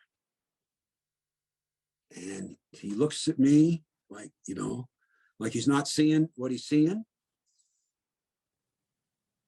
And he almost took a step backwards, like he couldn't process, you know, in his head. Because I've been saying in letters to everybody, October 20th, 30th. It's now the, you know, whatever day it was, 5th, 6th. And he said, when did you get home, son? We hadn't hugged, you know, we weren't hugging anyway. Never, even as little kids. He was of a generation that didn't really, I don't think he ever said, I love you in his life, you know, until the end when he was dying. But when we were growing up, my father never said, I mean, I try to say I love you to my kids all the time. That's how I sign my emails off, you know. But so he said, when did you get home? And I said, this morning, about 8:30, 8:45, bang on the kitchen table with his fist. You let the whole goddamn day go by, and you didn't come down to New Haven? You didn't call me? You didn't come see me? You know, Michael, it was like, I couldn't please him, you know? It was an error on my part. I shouldn't have been so wrapped up with my buddy Joe and thought more of my father and gone down there. My mother would have driven me to New Haven. My father would have taken the rest of the day off and then driven me to Joe's, you know? So I didn't play that exactly right. But then he came over, he shook my hand. The most he could do was then put his other arm on my arm like that. He wasn't one to hug me. He never was. That's just how he was raised, you know. And so then he said, well, tell me about it. Tell me, you know, what. And I said this and this. And I've been nominated for a Bronze Star for 861. So, and I had told him that in an email back in April, I guess it was. And he said, so tell me, did you get the Bronze Star? I said, I didn't. The paperwork just got destroyed, lost. And it doesn't matter to me. I don't care. I don't care. I'm home. I'm here. He said, well, that's pretty important. I said, Dad, it's not that important. Believe me. You know, I got nominated by my CO, but he probably didn't, you know, I don't know. I can't go into all that. I didn't get it. No one got it. No one got any medals on 861 except Purple Hearts. Anybody that got written up for a medal, they turned him over to some colonel down at the base, alderman, and he just threw them all away. He didn't like Captain Sneed. So he just threw all those, he threw all those citations away. Didn't want, you know, that's why I didn't get one. So it's not a big deal. I don't care. I really don't care. Would I trade it for my life? No. So, but then he wanted to hear a little bit, how did you get home and all that? And then the next day he took Joe and I out to lunch. He took the day off from work and picked Joe up, and Joe cut a couple of classes and he took us to a steakhouse in New Haven. First time I had a beer in front of my father ever. Because I didn't even have a beer until I went in the Marine Corps. You know, I never drank. I wasn't a drinker. I almost didn't get out of high school, and I flunked out of college. But as I tell high school groups, I'm not here to preach or moralize, make your own decisions. But I never had so much as a beer until I was in the Marines, and I never have used drugs in my life. So those were not factors. I don't want you to sit there in your seats and think, wow, that guy, you know, he barely got out of high school and he flunked out of college. He must have been drunk or stoned all the time. And that's not the case. You know, I want him to know that wasn't the case. I loved high school and I loved college, but I just didn't study, you know. So my dad wanted to hear that. And so, you know, it got better like that. And I have to say that when I was over there, it was my father who wrote to me. And I wrote him back. I would write, he would write, I would write to him. He'd write back more than my mother would. When I wrote to him, it was to everybody. So then he would get a postcard and he'd write, we got your letter last week, you know, blah, blah, blah, blah, blah. You know, it's nice to hear from you. And then I got Khe Sanh, they cut out a couple of clippings and, are you in this place? I said, no, I'm not there. I'm not. And which is ironic because years later, and I'm talking 5 or 6 years ago, my sister, who's the youngest, we stopped giving each other presents at Christmas when we got into our 40s or 50s, you know. And one Christmas, she handed me what looked like a package wrapped up that had like a yearbook would come in it, you know, it was rectangular and about that. I said, Mary, come on, we're not doing this. And she said, no, this is different. And she had moved, and in a drawer when she was moving were 50 letters that my mother had kept. She didn't keep them all, but these 50, they span most of my time there, including the letters at the end saying I was coming home at the end of October. But a number of those letters are written on the same day that I wrote to Joe, and I can put them up and it's totally different. I wasn't telling my parents much, and I was telling Joe everything, you know. And I did write to Joe on January 31st, and I wrote him a letter, which was a farewell letter, which actually got picked to be on the glass wall in New York City in 1985. And I wrote it as a farewell letter to him because I really thought I was going to get killed there. And it was a way of saying goodbye, and I'm come to terms with this, and it was my own decision, and you got to move on, et cetera, et cetera, et cetera, you know. And at the same envelope, I put another envelope that was addressed to my parents, and it was sealed. And I said, if I get killed over there, I want you to go to their house in the next couple of days after you find out, and I want you to give them this letter. And it was the letter that he was going to deliver if I got killed to them. And that stayed with all my letters at Joe's house. My parents never knew about that letter. They never knew about it until the end of their lives. When I don't think my dad ever knew about it. I finally told my mother. She said, I don't ever want to read that. But Joe and I read it one day. We opened it up, and it was a farewell letter to my parents, my brothers, and my sister. I still have it. I still have it, and the envelope, you know. And Joe was going to bring that to their house, so it didn't happen. I was lucky. And that was my homecoming with my father. And I think I sent you the picture of the blue sweatshirt. I wrote to him and I said, I need a sweatshirt up here on 861. It's freezing. And just make sure it's not yellow or orange. And he went to the, you know, a sporting goods store the next day and bought a sweatshirt, blue one. And he mailed it to me, and I wore it till it rotted off. you know, at night I'd wear it, you know, and then eventually it just rotted off because we were living in the dirt and sleeping in the dirt. Yeah. So he was better about all that, and he went to my graduation with my mother and father. My father went with my mother. Obviously, they weren't divorced; they were married, but they did come to my college graduation. But I'm probably thinking my father sat at the UConn graduation, liberal arts, May 1973. He was thinking, this isn't the college graduation I wanted to be at, you know. And a quick trip back, when I was leaving that morning, my father had already gone to work. January 4th, 1967, I'm going to take a bus filled with high school kids. It's a city bus, but it's all kids going to one of the high schools in New Haven, which I had done when I was a freshman and a sophomore. I paid the 10 cents to take the bus, and it's filled with those kids. You know, they're all in the back, farting around. And just before I left the house to get on the bus, my father had already gone to work, had never said goodbye. And I looked down at my mother. It's this tiny Irish woman. And I said, "Ma, the recruiter says to me that we're probably going to graduate around St. Patrick's Day, sometime between the 15th and the 17th. And if you want to come down, you know," and she looked up like this with her little Irish accent. She wasn't born in Ireland, but she was just off the boat from, you know, when she was born in Springfield. "No, Dennis, no. The only graduation we were going to go to was the one in South Bend in 1968. We're not coming to any stupid graduation in South Carolina. You better go now." And so I left and walked down the street, paid my nickel or a dime, and got on the bus and sat in the middle section, listening to all those high school kids. And then I got to New Haven. I took the train to New York, and then over to Penn Station, and I took a Pullman car, a sleeper car, all the way to Charleston. Yeah. And then we arrived in the daytime, in the afternoon. The Marines never bring you there in the daytime; they bring you there at night. Just so it's always after midnight. You know, that's when they bring you there, because they want you totally disoriented, and they don't want you to get your first night there. You don't sleep; you're just up.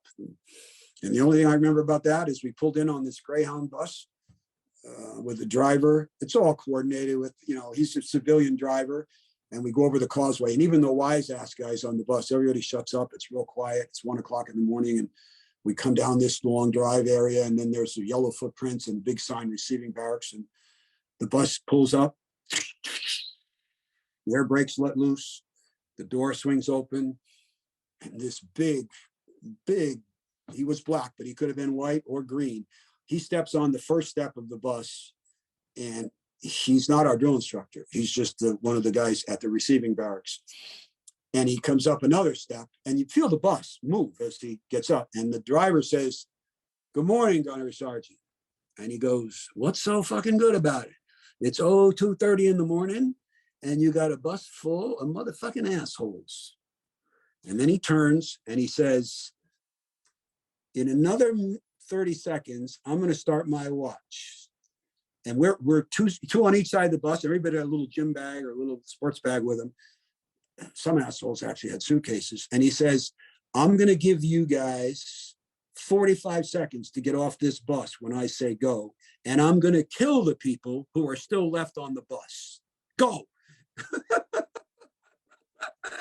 And he's right by the driver, and he's kicking people out the door, just physically kicking them down the steps and pushing people down the steps until he gets the bus cleared.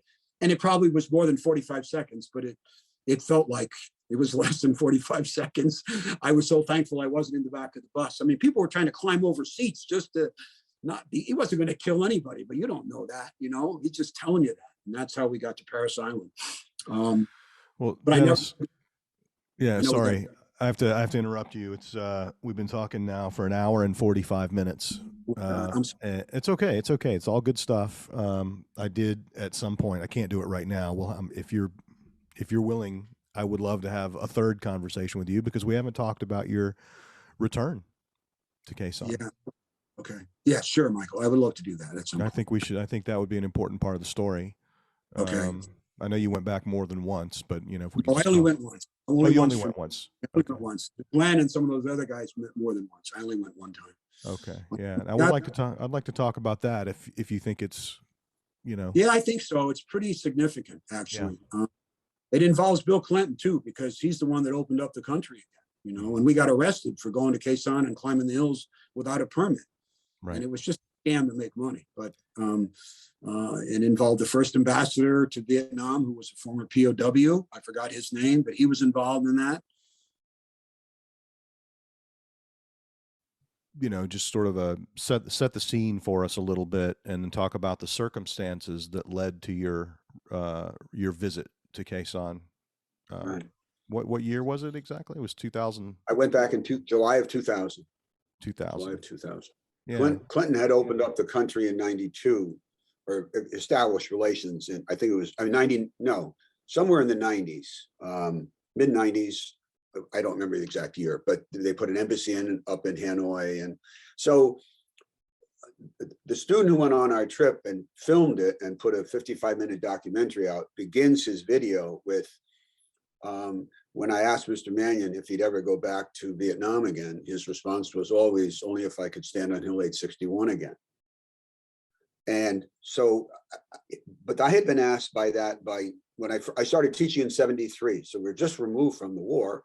And I eventually used Johnny Got His Gun. I had All Quiet on the Western Front. I had Dante's Inferno and The Hunchback of Notre Dame, the Iliad and all that as well. But kids would sometimes say, would you ever go back? And my answer was only if I could go and stand on this hill. So when they established diplomatic relations again with Vietnam in the Clinton time, at Khe Sanh reunions, go down the hospitality room, fill with guys. And the thing about the Khe Sanh Veterans Association, it's mostly Marines, because that was mostly Marines, Army guy like Bruce Geiger, Navy guys who were corpsmen, pilots, Air Force, some, only Coast Guard. And so when we go to those reunions, it's a mixture of people who served. So I don't know the branches. So I don't go to the 26th Marines reunion, or, you know, Kilo 326 reunion, if there is one. I know there's a 26. I don't go. I like going to this because these guys are all at Khe Sanh at the same time, and our stories kind of intertwine.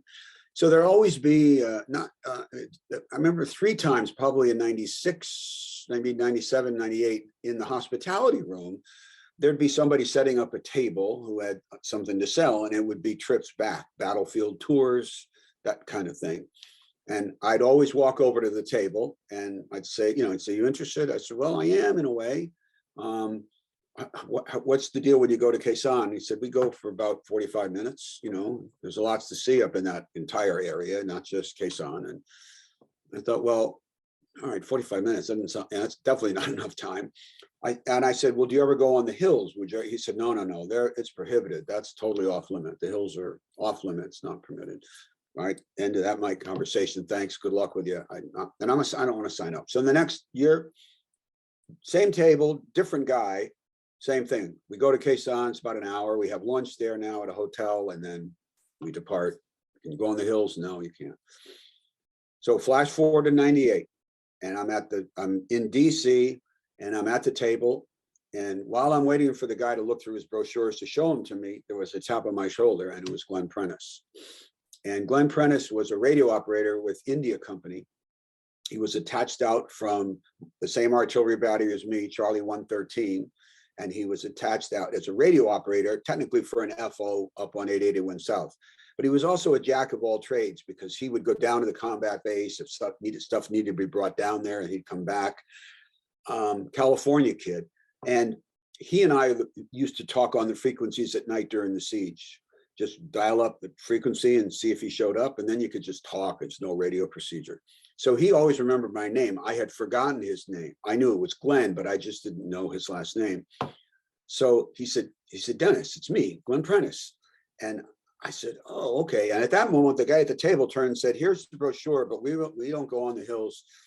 And Glenn said to me, he said to the guy, thanks, we don't fucking need that. And then we turned away. And we sat off in a corner, and he said, let me show you this. And he took out some pictures, and it was him and his girlfriend on 861 and 881 South. He had been there the year before and climbed up. And I said, how did you use? He said, Dennis, you know the maps better than me. I didn't use any maps. I knew where the hills were. So if you want to go, I can take you back to 861 without a doubt. Just like that. And I said to him, I'm gonna have to rev this down slightly, because I got to wait. I mean, I got to tell my wife about this. I can't just, It's 98 now. We're halfway through 98. It's going to take some time for me to convince her that this is really, so it didn't fall into place until 2000. And Glenn was such a generous man.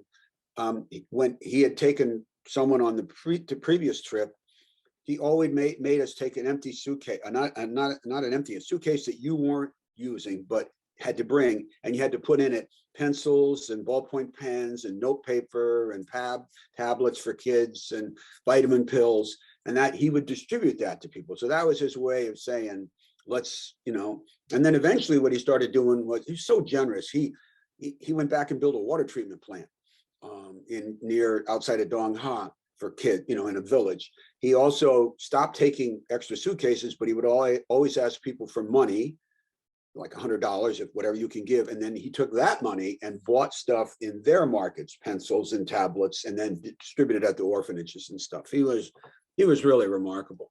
So I talked to Joan over and over, but 99 was going to be too soon. It took a while for her to maybe gear up for that, and me as well. And so we agreed to go. What do you mean by that, Dennis? Was it a financial question, or was she just worried about you?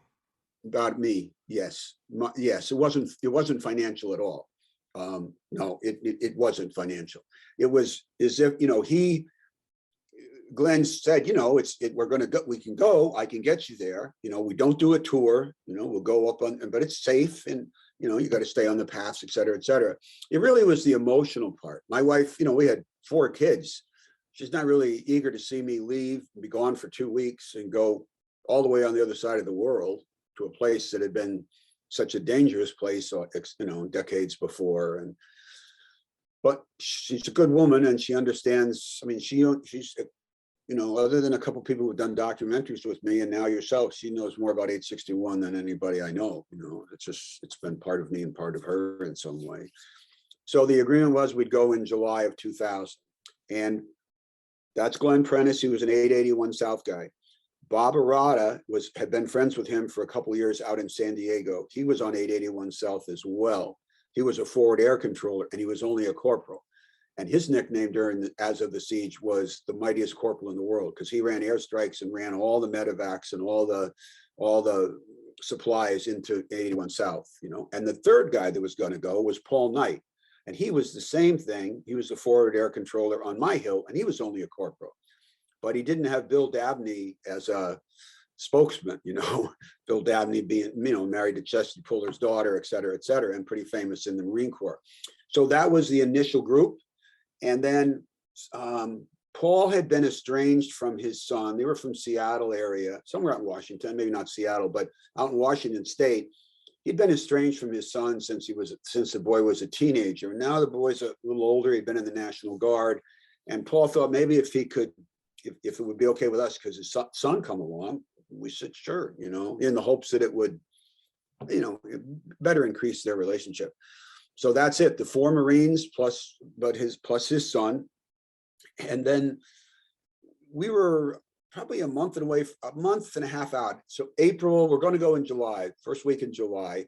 And so sometime in April, when Joan and I were coming out of church on Palm Sunday, and, you know, I was born a Catholic, raised a Catholic. I've kind of moved from all of that stuff. But at the time, we were taking our kids, and Palm Sunday, I came out, and normally I would go right past the box of palms, you know. I mean, Joan would have a piece and the kids might, but I grabbed a whole handful of palms, blessed palms. And I got to the car, and Joan said, what are you doing? I said, oh, I'm thinking about something for the trip, you know. So what I did was I cut off the real loose flimsy ends, and they'd been blessed, you know, and I made strips about 3 inches long that were firm, wouldn't fold or wilt, you know, turn or bend. And I put 28 of them together. And then the rest of the stuff, I didn't throw in the trash. I just threw it out in the woods. And at night, I'd get out my book, and I'd get my better pen and use the best printing I could. And I'd write the name of the 28 friends that I knew who were on the wall. And I'd write their name, the day they died, and then RIP. And so my plan when we were going to go, and our original plan was, so that was my thinking. I'm going to put it in a plastic bag. They're not going to get crumpled because they're the firm ends of the palm. I got 28 of them, and I'm going to, you know, John, Lieutenant Holderness, not Holderness, Lieutenant Fordham being one for sure, the guy I told you about. And so I just kept him. And then we were leaving in July, and the flight plan was LAX to Seoul, Korea, change planes, wait for a couple hours, and then Seoul, Korea on another jet down to Saigon.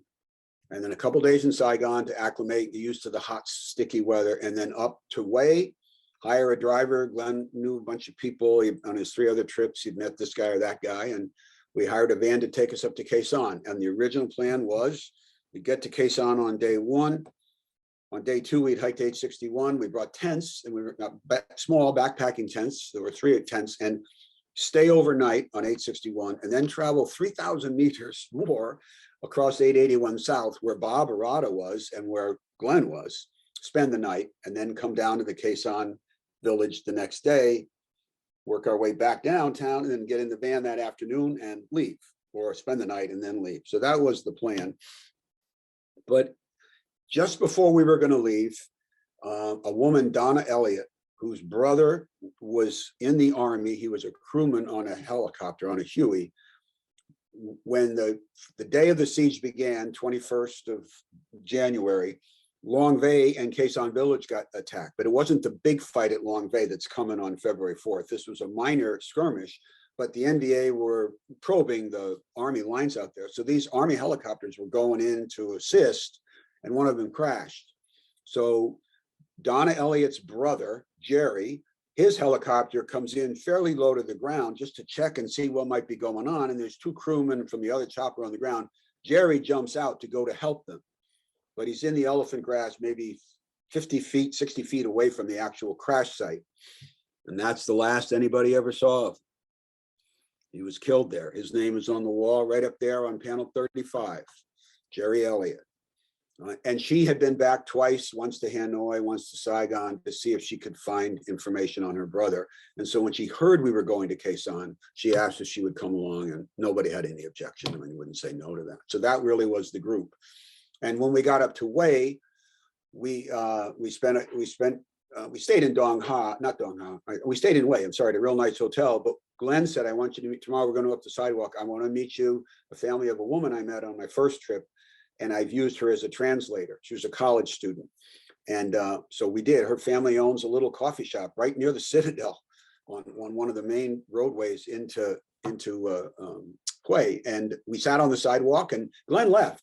And it was just, we were out, and their mother and father brought us tea and, and pastries. And next thing you know, Glenn's coming down the street, and he's with a Vietnamese guy who was kind of thin and looked a little worn, but he had a collar shirt on, open shirt and shorts, and those Ho Chi Minh kind of sandals. And Glenn said, "Could you guys get up for a second?" We did. He said, "This is," and he named his name. He said he was an NVA officer at the siege of Khe Sanh. And I met him my last trip last year. He and his family live in Hue. Oh my God. I mean, you'll have to see the video. David shot it. He put it on YouTube. So it's out. And so we sat there for an hour, and I had my map out, and he was an engineer, and he was pointing to this, and his son was studying engineering in Hanoi, and his wife was a school teacher in Hue. It was amazing. We spent an hour with him. I remember one time in the film, I wasn't saying it for the film. I was saying, "You were looking for me, and I was looking for you," and he laughed, and everybody at the table laughed. And at the end, we shook hands, and he bowed to us, and then he left. And Glenn said he doesn't have long to live. He's got Agent Orange cancer, certain kind, which is the same cancer that killed Bob Arata 6 years later in 2006 from Agent Orange. The mightiest corporal in the world died of the same illness as this North Vietnamese officer. I mean, I still have a little sketch he drew, and he talked about the bombs and many bombs, and I still have that sketch. And the next day, when our van pulled up, we drove to the combat base, and we got a hotel room in town. And Glenn said, "You're technically supposed to get permits, but no permit's going to get us go on the hill anyway. So let's just," I said, "Works for me."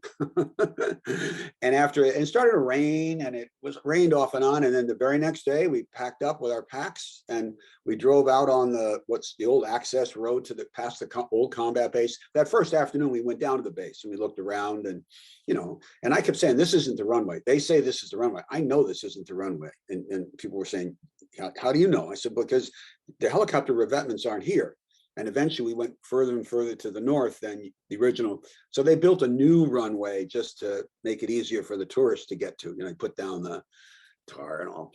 And then all of a sudden in the tree, someone said, what's that? I said, that's 861. It was my first look at 861 since I had left, and it's sitting up there just like it did in my pre-siege photos from the combat base. And so the next morning when we left, I told them that Glenn had said you could go past 861 here, driving down that access road with the combat base back here. And then there's a road that kind of goes right up. I said, no, let's go this way. And I wanted to go the way we went. The way we went in December 26, 1967. So that's how we went. And I wanted to go back so I could say goodbye in a proper kind of way to those friends that I lost there, if not directly on that hill in that contest. And that was really my reason for going. And as I said earlier, if I couldn't have gone on the hills, I never would have made the trip. And David sensed that even in the video. Yeah, we went on a museum in Hue, we went to a museum in Saigon. I didn't care about any of that. We went to an orphanage and the kids were delightful, heartbreakingly so. But I just wanted to go. And David in the film, that's my student, he's also with us, obviously. He said, the Vietnamese say there are ghosts in the hills because it's all flat where Hue is, and you go inland a couple of miles and then it's just up. And he said the locals say there are ghosts in those hills, and that's what Dennis is here for. He's not here to do the sightseeing or the shopping, or I wasn't. And then we sat out and we were in that whole group of us, including the woman, the Vietnamese translator, Lynn. And we were hiking, and the agreement was we'd stay together because you're on a path, you got to stay in the path. They do run cattle over the top, so it's not like you're going to trip booby traps or anything like that. And it took, I would say, 5 hours. It was muddy because it was raining at times, slippery, and we got up to the point where we were on hill 700, where that Trimble kid was, who I didn't know anything about then. And in the mist, you couldn't even see 861, but it was there. And I said we had kind of spread out, because Paul Knight couldn't go as fast. He smoked cigarettes all his life. He didn't have the energy that I and Glenn and Bob had. But we got to the point where we sat down on the elephant grass, the three of us. And then Dave Neese apparently came by a few minutes later, and they said to them, where's Dennis? And they said, oh, he went ahead down to that tree to see if he could find the trail that might be heading straight up. And the reality is I did, but I got to the tree and I kept on going. I kept on going through the elephant grass, just pushing it. And I had gloves and I pushed and a bit of a path underneath. And the next thing you know, I came to this real bump and I thought, Jesus Christ, this is the trench line.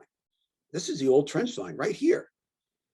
And so I stepped down into it. It all collapsed and I went about 4 feet, and then I had to come up about 2 feet, and I'm on the landing zone.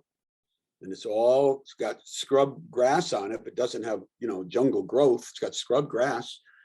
And I thought, geez, this is the last place I was standing when I left this hill back in April of 1968. And I said, but I can't go any further. I don't want to go up on top of the hill. I got to wait for everybody else to come up. And I was impatient, and I'm an impatient get-to person. When I need to be somewhere, I want to be there. Whether I'm going to a football game or a movie, I want to be in there, So I waited, and a couple of Bob and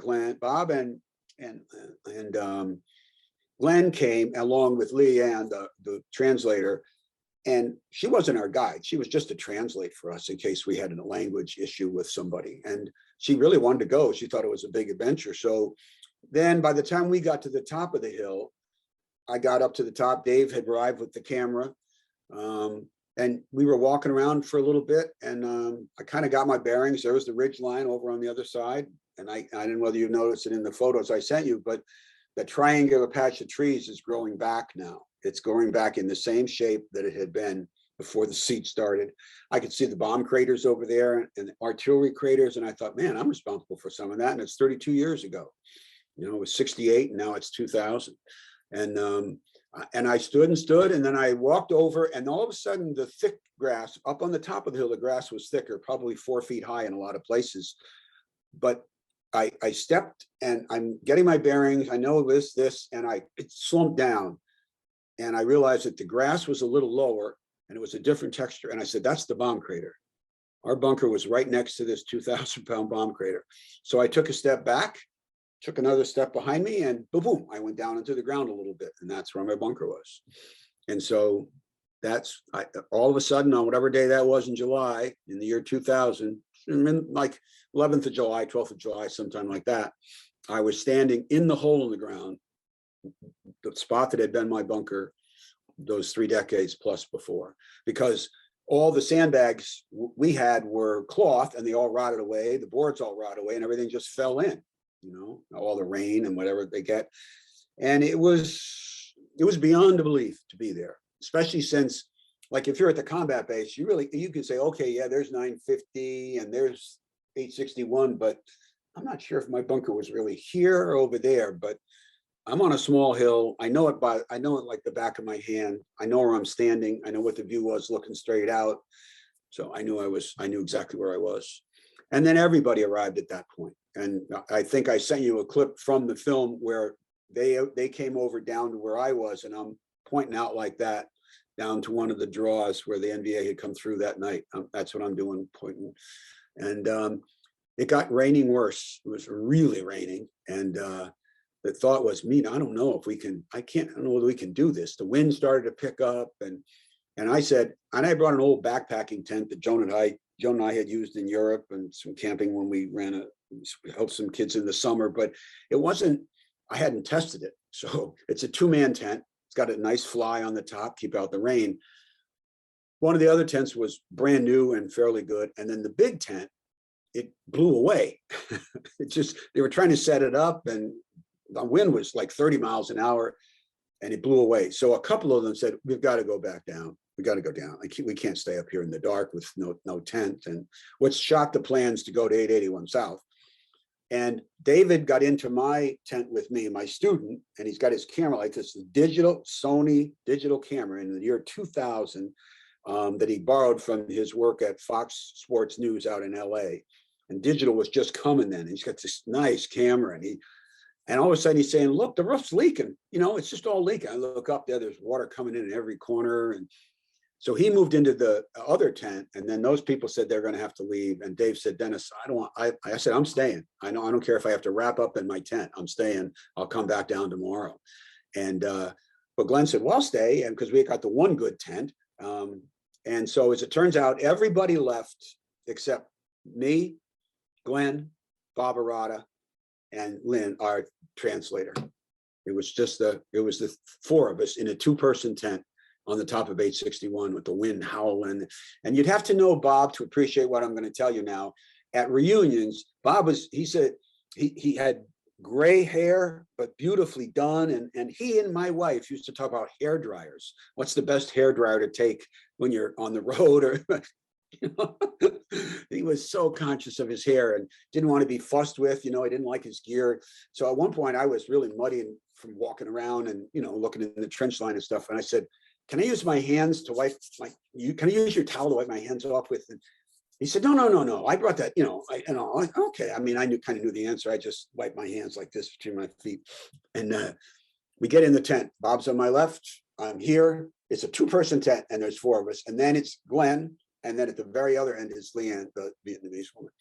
And the wind's howling. And what it was the end of a typhoon that had come in over the Himalayas, and it was breaking up over Thailand and Laos and on its way out to sea. So it was ferocious. And in the middle of the night, we're shoulder to shoulder, you can't sleep. It's just bizarre. And Bob tapped my shoulder and he said, you got your flashlight? And I said, yeah. And he said, could you shine it over here? And I did like that. And I shined it on the wall, and there was a spider this big, honest to God, huge body, and the legs were way out like this. And it's right here next to him. And he can't, we're so tight like sardines. He can't. He said, can you get it for me? I said, give me that towel. He gives me the towel, and I flapped it like that. And I pulled it across his chest and then opened the door, and then threw it out into the rain. He said, you threw the towel out there. I said, well, go get it then if you want it. I mean, I don't, you want the spider out.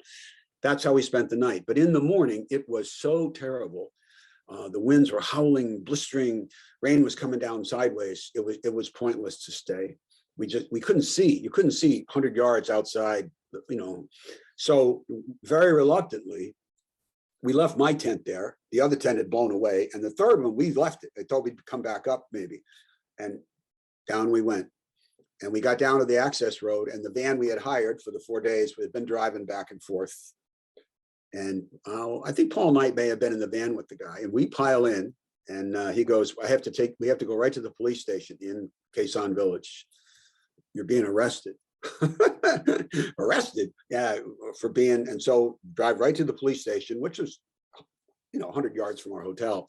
And the policeman said, you didn't have a permit to go, you didn't hire a guide, and you camped out overnight. All three of those things are illegal in Vietnam. You have to surrender your passports to us, and we're gonna, in 2 more days, they'll be in Dong Ha, 26 miles back to the coast. So I must have said to him, you're going to hold on to him here, but they're not going to leave until 2 days. He said, yes, you're under arrest. And over there, you can't get on a plane, you can't get on a train, even if as a foreigner, or check into a hotel without your passport. So effectively, we were arrested. So we sat, and then we got back to the hotel, and we're muddy and dirty and minimal shower. This isn't a big fancy hotel, believe me. And I said to David, we don't have to leave for 2 more days. Like, tomorrow's a full day. We could be, and he said, yeah. And so I said, well, let's go talk to the others. And we did. And so what we did, Dave and I, my student and I, and Glenn and Paul Knight, no, not Paul, he stayed out of it, Bob, the 4 of us went to see the police officer in the station, knocked on the door, you come in, what do you want? I said to him, sir, I would like permission, and I will pay for the permit if I need the permit, but I need to go back to 861 tomorrow. Why? I said, well, we left a tent up there. We were in such a hurry, and we thought we'd be coming back. And he said, okay. And it was going to be minimal, like $10 for the permit. And Bob said to him, we want to go to 881 South. And the guy goes, why? And he said, well, that's where we were. Bob and I were on 881 South, and we will try to get a ride on kid on a motorbike through the village and go up to 881 from the other side. He said, okay, as long as you pay for the fee. So we made arrangements for kids to pick us up in the morning. So we got up around 4, pouring rain, absolutely pouring rain. But the kids that Dave and I hired showed up with their moped kind of, not mopeds, but little motorbike, dirt bikes, seat on the back. And so we head off down the bumpy road, and we're going to go to that same trailhead right there, that access point where we had gone up 2 days before and had come down the day before. Going to go back up. And David's kids stopped to get gasoline, which he goes to a house and comes out with a soap jar full of petrol and pours it in, or a Kool-Aid can or whatever. And David thought, I can't risk the camera. But I have no way of telling Dennis in the rain. He just couldn't protect it. And I get to the trailhead with my kid in about 10 minutes, sloshing through the mud, and he's zigzagging and getting through the mud, and I gave him this $3, and I stood there, and it was starting to get light. It's like 5:30 in the morning, and I could see the footprints filling up with water where we had made the day before and washing away. And I waited and waited, no cell phones. I only waited about 10 minutes. And what I didn't know until I came back later was that David decided he couldn't risk the camera and went back to the hotel. He told the kid to turn around and go back to the hotel. And then he sent the kid back to get me, but by then I was gone. And I went back up by myself. And I wasn't carrying a full pack anymore. I knew exactly where I was going. And it took less than 3 hours to get up there. And all of a sudden, I'm on the top of 861. I left my pack at the LZ, and I'm on the top of 861 by myself. It's like being at, the little, I don't know, at the Bighorn or Omaha Beach with no one there, no one. A couple of birds were chirping. The rain had stopped. The sun didn't come out, and the mist was just kind of pouring over all the mountains around us. It was really, I know my imagination was probably in overdrive, because here's what happened. So I stayed at least 3 hours. I dug a whole thin assembly of a mortar shell out of the ground. On the day before, the first day we arrived, I cut down all the vegetation around where my bunker had been. And as I said in the film to David, I want to leave 2 footprints in the mud here where I left thousands and thousands of footprints 3+ decades ago. So I go back over to my old bunker. I sit down and in the dirt and just think about, first Super Bowl or second Super Bowl, which I heard from there. Valentine's Day, my birthday, 4th of February, all those passage of time events, you know. And it started to get towards, you know, 11 o'clock. And I know we're leaving by 4. That's the cutoff for time, 4 o'clock. So I went down to my pack. So, you know, it's a slog down and back up. And I took out the Les Palms and I brought them back up. I had the bag and I brought it back up. And I stood in the wind. I said an Our Father and I said a Hail Mary, and then I just pulled them out at random. They weren't chronological. I just pulled one out. Then so Stephen Fordham, 15th April, 68. May God have mercy on your soul. Let the wind take it. Next guy, next guy, next guy. Mike, you know, the Navy corpsman, Malcolm Mole, may God have mercy on your soul. Gunny Rimmel, 21 January, 68. And the wind was so hectic, they all didn't go in the same way. Some went that way. A couple fell close to me, but I didn't touch them because that was I let them go. And others went on the breeze and just disappeared, you know, into the mist. And I was crying a little bit. And then I gathered up the little bit I had on the top, a little bag I put the mortar shell in, the fin assembly, just, you know, some pieces of barbed wire from the wire, which most of it had rusted away. I walked back down, slogged my way back down. Oh, and at the top, I took my 2 gloves. I had these, you know, good sized leather gloves, and they were soaked from all the water. I just took them and threw them as far as I could to the east. You know, they just disappeared. You know, they're out there rotted away now. And I got down to the landing zone. And I was feeling pretty broke up and not lonely is not the right word, isolated maybe, and grateful at the same time. And so I was working on my pack and I was getting the stuff strapped on, and I looked up, and in my imagination, it was my imagination, the wind, is it real? I don't know, but I could see figures standing up by the top of the hill. They were in jungle pants and they had ponchos on, and the ponchos were moving in the wind, and they were standing in a loose line, just looking down where I was looking. And I went like this, honest to God, I did this. I blinked my eyes, I turned away, and then I looked back and they were still kind of standing there, just looking at me. But they didn't seem real. They were just, I don't know. So I finished putting the stuff in my pack, but every time I'd look up, I'd still see them. So they were in a different order, or they, you know, one guy had moved over here. Not that I would recognize any of them specifically, but they clearly were a presence. And then I stood up, and I'm not much for saluting, because I said when I wrote it up, I gave them the best military salute I could. And I saluted one time, and I turned my back south. So my backpack's on at that point, and I never looked back.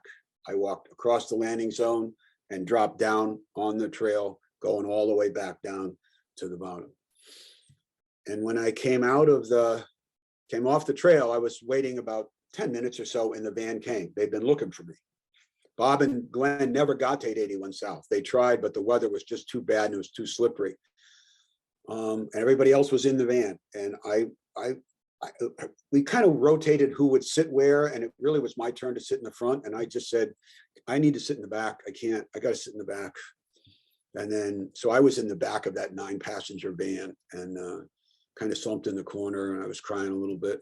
And David said to me, "You look like you've seen a ghost." And I said, "I don't know, but I don't think you're far from the truth." And then we drove the 26 miles to Dong Ha. And I haven't forgotten it. I mean, I still can see it. If I was an artist, I could draw it. And then we dealt with the police. We dealt with the goddamn cops, and the hotel where they put us up in was right next door to the police station, but we couldn't run. We weren't in cells. We were in the hotel, but couldn't go anywhere. They got our passports, and $2,000 initially, then $1,000. On day 3, it was down to $200 each. And then they took us at different times. They would take us into not like a torture movie, but they would take us into an interrogation room and ask us what we had done. And the person who was in the most trouble was the aunt, because she's Vietnamese, you know, she should have known better. But they worry about smuggling and people, you know, going there with cigarettes and then smuggling them into Laos, or taking them from Laos into Vietnam, but that's not us. But it went on and on until the 4th morning, and Barbarata, Mr. Hairdryer, saying, "Let's just pay the money. Let's just pay the money. I want to get the fuck out of here. Let's pay the money." And I'm saying, Bob, I don't have this kind of money, they'll come down a little bit. They've got to, then they came down under $1,000. That's a lot of money in my life. And then it's 500 and then 200. We agree on $80 each. And sometimes they would take us 2 at a time or 3 against 1, and they'd listen. And so we're on our way to the bank to make our withdrawal with the corporal who works for the I don't know, the major. He said, the major is so pleased with the results of our conversations that you all told the truth. So he's reducing it to $32 each. Oh my God. I said, Bob, get out of the way. I want to take my money out first. And so we just move up to the teller window and get our money out. And we pay. And then we leave and we go back to Hue, and we had 2 more days in Hue. And then we flew down to Saigon and came home. But when years later, when I was, so while we were in give me a few more minutes on this, even if it's taped or not, but we were in the hotel for that house arrest, and Glenn had because of the work he did, he was an engineer in Corona, California. He was a city manager for engineering. He had one of those original satellite phones, and he called his congressman in California to say that we were being held for ransom arrest in this hotel. The congressman, whoever it was, called Hanoi and asked to speak to the ambassador at the embassy, that former POW, I forgot his name, who became the ambassador. So that's all 2000. 5 years later, when I coached those couple years at Choate, when I wasn't coaching in my own building, I wasn't the head coach, I was an assistant, but I met a guy who was a history teacher and a football coach. And he would sometimes have me come over when he was doing a unit on Vietnam or Southeast Asia. So maybe in 2004, when the memory was still fresh, he called me and said, we've got the former ambassador to Vietnam coming for a big reception. And, he's going to speak to the student body, but I'm hosting a supper first. And I'd like you to come if you want. It'd be great to have you come to meet him. I think maybe even post, I'm not sure. And so we're at this big table, formal dinner kind of thing before we're going to go over to the lecture hall. And John, my buddy, the coach, says to the ambassador, Dennis was in Vietnam a couple of years ago. He said, oh, really? And I said, yes. He said, where were you? I said, well, we were in Dong Ha, we were in Khe Sanh, and we got in a little bit of trouble at Khe Sanh, and we came back. He went, you're one of those guys? You're one of those guys? I said, what do you He said, yeah, I got a call from this half-assed congressman in California telling me that you got 4 Americans being held hostage at a hotel in Dong Ha. I had to send a guy to come down from Hanoi. And he said, you guys were all gone by then. But what I had told my guy to say, tell the local police they got to stop shaking down Americans. It's just not going to go well for both our countries. You got to stop. So he knew all about it. 4 years later at Choate. What are the odds? That was my trip. I've written up a little bit about it. I wrote up that whole thing that happened and being by myself. David made the film differently. If you ever do end up seeing the film, it's only 55 minutes, the documentary. But I'd like to watch it today, actually. Okay. Yeah, I'll send it. I can tell you can write it. It's on YouTube. It's called Khe Sanh, A Walk in the Clouds. A Walk in the Clouds. Got it. Khe Sanh, A Walk in the Clouds. And it's he put it on you. It was on almost every public TV station in the country when it first came out. It took him 3 years to put it together. 25 hours worth of film down to 55 minutes. And when he put it on YouTube, you could only put it in 10 or 12 minute segments. So you get one, and then it'll give you the prompt to go on 2, 3, 4, and I think 5. Yep. So that's the trip. That's why I went back. And people will say, would you go again? And the answer is no. I never want to go again. I went back for the reason I needed to go, and I did it, and I have no interest to go back again. If my kids one day, if I'm not too, if I'm still healthy and they say they'd like to go and would take me, maybe I'd consider it. But I won't. Ironically, Bob, Glenn, and Paul Knight went back the following year because they didn't get to 881, which was Bob's Hill. So they repeated that with a permit and a guide they didn't need and the translator who they had. They made it up the following year up to 881 South. And when they were up at the top of that hill, Glenn still had that phone, and he called the sister of a Marine from New York out, not the city, but maybe Brooklyn or the Long Island, I don't remember, who was killed on that Easter Sunday assault on 881 North. And he died. I didn't know, he was in my company, but she had written a poem about her brother. And Glenn brought that poem with him on that second trip over. And with his satellite phone, and Dave Neese, my former student, went back again. He made a second trip. He filmed that. And Glenn is on the phone talking to this woman in New York State, somewhere in New York, and he's reading her poem about her brother on the hill that he died on from 33 years before. It was really powerful. It was really powerful because the wind was blowing, you know, elephant grass making swishing sounds, and fly high, my brother, fly high, my dear brother, you know, something like that. Yeah. So that's the trip. What happened to Leanne? She became a dentist. No, I mean, how did she get out of the trouble that she was in? Oh, well, her mother was actually French. Her mother was French, and she was in a little bit of hot water, but I think it was one of those, everyone was making a lot of bigger noise. She was not kept with us. Her mother, she was released in the custody of her mother in Hue, which is 10 miles from Dong Ha, where we were. And we didn't see her. I don't think we saw her again. I don't remember seeing her again. But Glenn was very good to her family over the years. He made many trips back, probably at least 8 trips back. And he also helped with her education. And he paid for her to come, and she went to university in San Diego for dental school. And then she went back to Vietnam. She married someone. They've got kids, and she's a dentist in Hue. And for the last 10 years of Glenn's life, he was on Tarawa, helping recover marine bodies on Tarawa from World War II. They recovered over 300 in 8 years, and the government couldn't find those guys in 50 years. Right. He got hooked up with Freedom Flight. That's an organization that takes planes around, but their side business, not business for money, but their side interest is MIAs. And Glenn got hooked up with them, and the next thing you know, he told me he was going to Tarawa. And they don't have to put up with the red tape that the government does. They found over 300 in 8 years, Marines, buried under people's garages, under pigsties, all over Tarawa, because all those graves got moved at least twice, and everybody just forgot about them.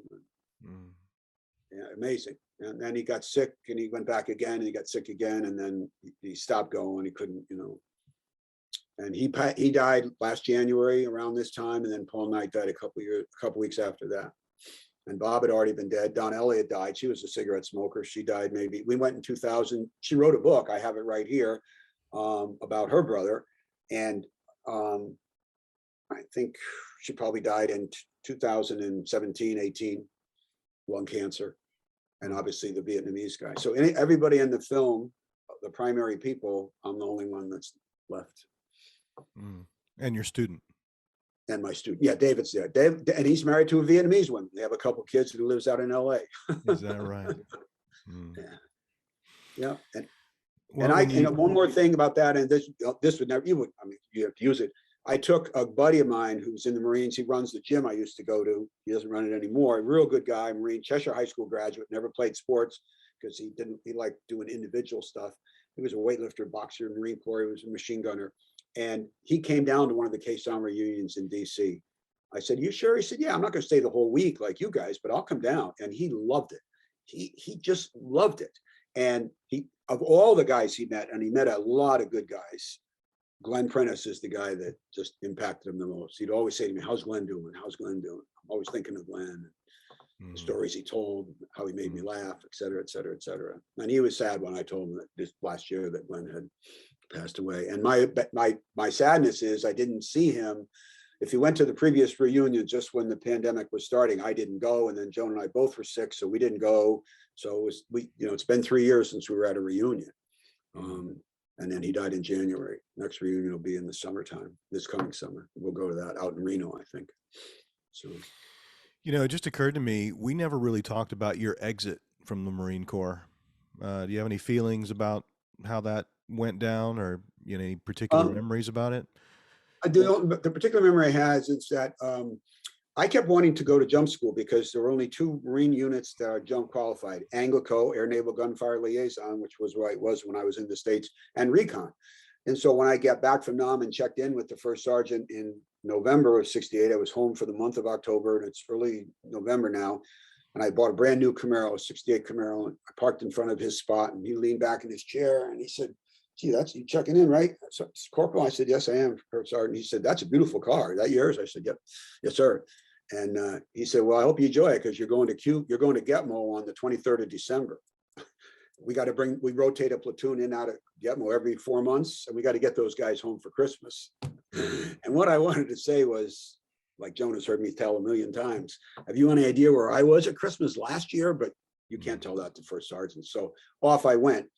And then I came back from that, went on 10 days leave in the spring, was April now of '69, and 10 days leave, come back, park my car in the exact same spot. He leans out the window, he goes, "Ah, you got your car back?" I said, "Yes, I am, First Sergeant." "And how about jump school?" He said, "Well, you're going on a med cruise now. You'll be leaving in a month on a med cruise. You'll be in the Mediterranean for 2.5 months, floating around, making NATO landings with British Marines and Greek Marines and assorted cowboys." He said, "Well, when you come back, talk to me." So I come back in July, just before the moon landing, and he said, I went to see him. "Still got that car?" "Yes, I do, First Sergeant." I said, "Any chance in jump school?" He said, "Well, look, I've got this right here. It looks like you're getting out around the 12th of December. I said, I am. And he said, "Well, why would I send you to jump school if you're going to be getting out of the Marine Corps? If you're willing to ship for 4 years, I'll make sure you get to jump school. You'd be a great candidate." Because I came back from Cuba. I weighed 182 pounds. I benched four plates, 410 pounds twice, and at a body weight of 182. And I never used a supplement of any kind. Wow. Just down in Cuba, there was nothing to do but lift and work out and sit in the sun and swim. And, so that fall, they had a thing called Project Transition going. If you weren't going to college, now I'd applied to UConn, and I was accepted. I had been accepted conditionally. Once I had to be out first, and then maybe take one course at a community college. And so I kind of knew, and I knew my getting out date was the 12th of December, 1969, but they had a Project Transition. So if you told them you weren't going to college, then they'd hook you up. You'd say, "What do you want to do?" "Well, I want to work in the phone company." They try to get you a job working with phone company in town, or climbing telephone poles, or whatever. So I told them, "Well, I want to be a forest ranger." They said, "Oh, okay, we'll hook you up with the forestry group." So every day after morning formation, I'd go off into the woods with these civilian guys marking trees, cutting trees down, and it was great. And then I'd get out at noontime, and I'd come back and I had football practice because I played on the team on the Camp Lejeune football team. And then got to be December 5th or so, and I went to see the career officer. And I had said it to you before, I think, talking about Trey Mead. Guys could go back, and you could be a mailman, you could be a clerk, you could just drive a truck and stay at Da Nang. That was the way to get you to stay, and then the rest of your time would be officially credited for 3 full years, but you only served 2.5. So I sat at the table, knowing that I paid $3,000 for that Camaro out the door in 1968. It's now a year later. He shows this. He said, "I know you say you think you're heading back to school." I said, "Yeah, that's my hope. I've been accepted." He said, "Well, I just want you to, the Marines would like me to show you this." And he slid a piece of paper across. And I was at E5 by then. I got promoted to E5 when I was in Cuba. And they were offering me E6 staff sergeant and $3,000 if I would ship for 4 years. And there was $3,000 sitting right out there in the parking lot, which means today I have a 216 Camaro, courtesy of Joan. We worked that out. She was turning in a Prius on a lease, and she said, "I think we should get a Camaro, because if we don't do it now, we never will." And that's what we have. One of our 2 cars is a Camaro, and it costs $30,000. So they were offering me the equivalent of today's money, $30,000, if I would ship for 4. And I looked up and I said, "Sir, will I be going back to Vietnam?" And he said, "With that MOS, absolutely." Meaning artillery and naval gunfire. See ya. So that was my getting out part of that. And I drove. I'm not a spit and polish person. I never bought the dress blues. If I'd won them, I guess I'd have sold them. But I wasn't interested in any of that stuff. I very rarely was in a dress uniform unless they made me get in one. So I went to a bus station back in the days. The Greyhound bus station in Jacksonville, North Carolina, had the lockers you could put a quarter in, and they don't do it anymore because people blow bus stations or train stations up or airports. But so I had a duffel bag filled with all my uniforms, and I paid 50 cents, and I just opened up the door and pushed it in there and locked it. And somewhere up in my desk upstairs is a key to a locker in Jacksonville, North Carolina that no longer is there because none of those bus stations have lockers. And I traveled up the New Jersey Turnpike, and this was before Easy Pass. And they always tell you, if you lose your ticket, you have to pay from one end to the end you're getting off on. And I was getting off on the GW Bridge end. So I kept the ticket. I got it there to the toll booth. I said, I don't know, I stopped for breakfast and I lost my ticket. Well, you're gonna have to pay. I said, it's all right, I'll pay. So I paid. And somewhere up there is the key and the ticket from the New Jersey Turnpike on my last day. And I was only home for a couple of days, Christmas now of 70 or 69, sorry, I was home for Christmas. And then right after Christmas, I got a job working in a concrete manufacturing plant through the spring and the summer of 70. And the Yukon had said to me, we're not going to take you, you're here conditionally, you got to go take a course somewhere. So where I worked in this concrete pressing bridge forms and stuff, right across the street was, in a big campus, was Southern Connecticut State University. It was college then. So I went over there and I enrolled in a night course. And they said, what do you want to take? And I said, I don't know, how about American history? So they said, okay. And as it turns out, if you're going to be a teacher in Connecticut, whether you're grammar school or high school, if you don't have American history, you can't teach. You've got to take that. So I never had to take it at stores. I just took it in the spring of 1970. I took the history course, and I had a guy who was a football coach, had been in the public schools. He was a Princeton grad. He also coached at Princeton, but he was now finished down his career. And he knew I was a veteran, and I only went there one night a week. And so it was like 2 hours, and there was always a break in the middle. And he talked to me a little bit about, not someone lecturing me, we're just talking. And he said, the war, I said, you're not going to sound like my father, right? He said, because I didn't know about my father saying being angry, in the back of my head, I'm thinking this would be another thing like my father, you shouldn't have. And he said, I don't think the way it's run, he said, I think it's like the American Revolution. And I went like, just like that. And what?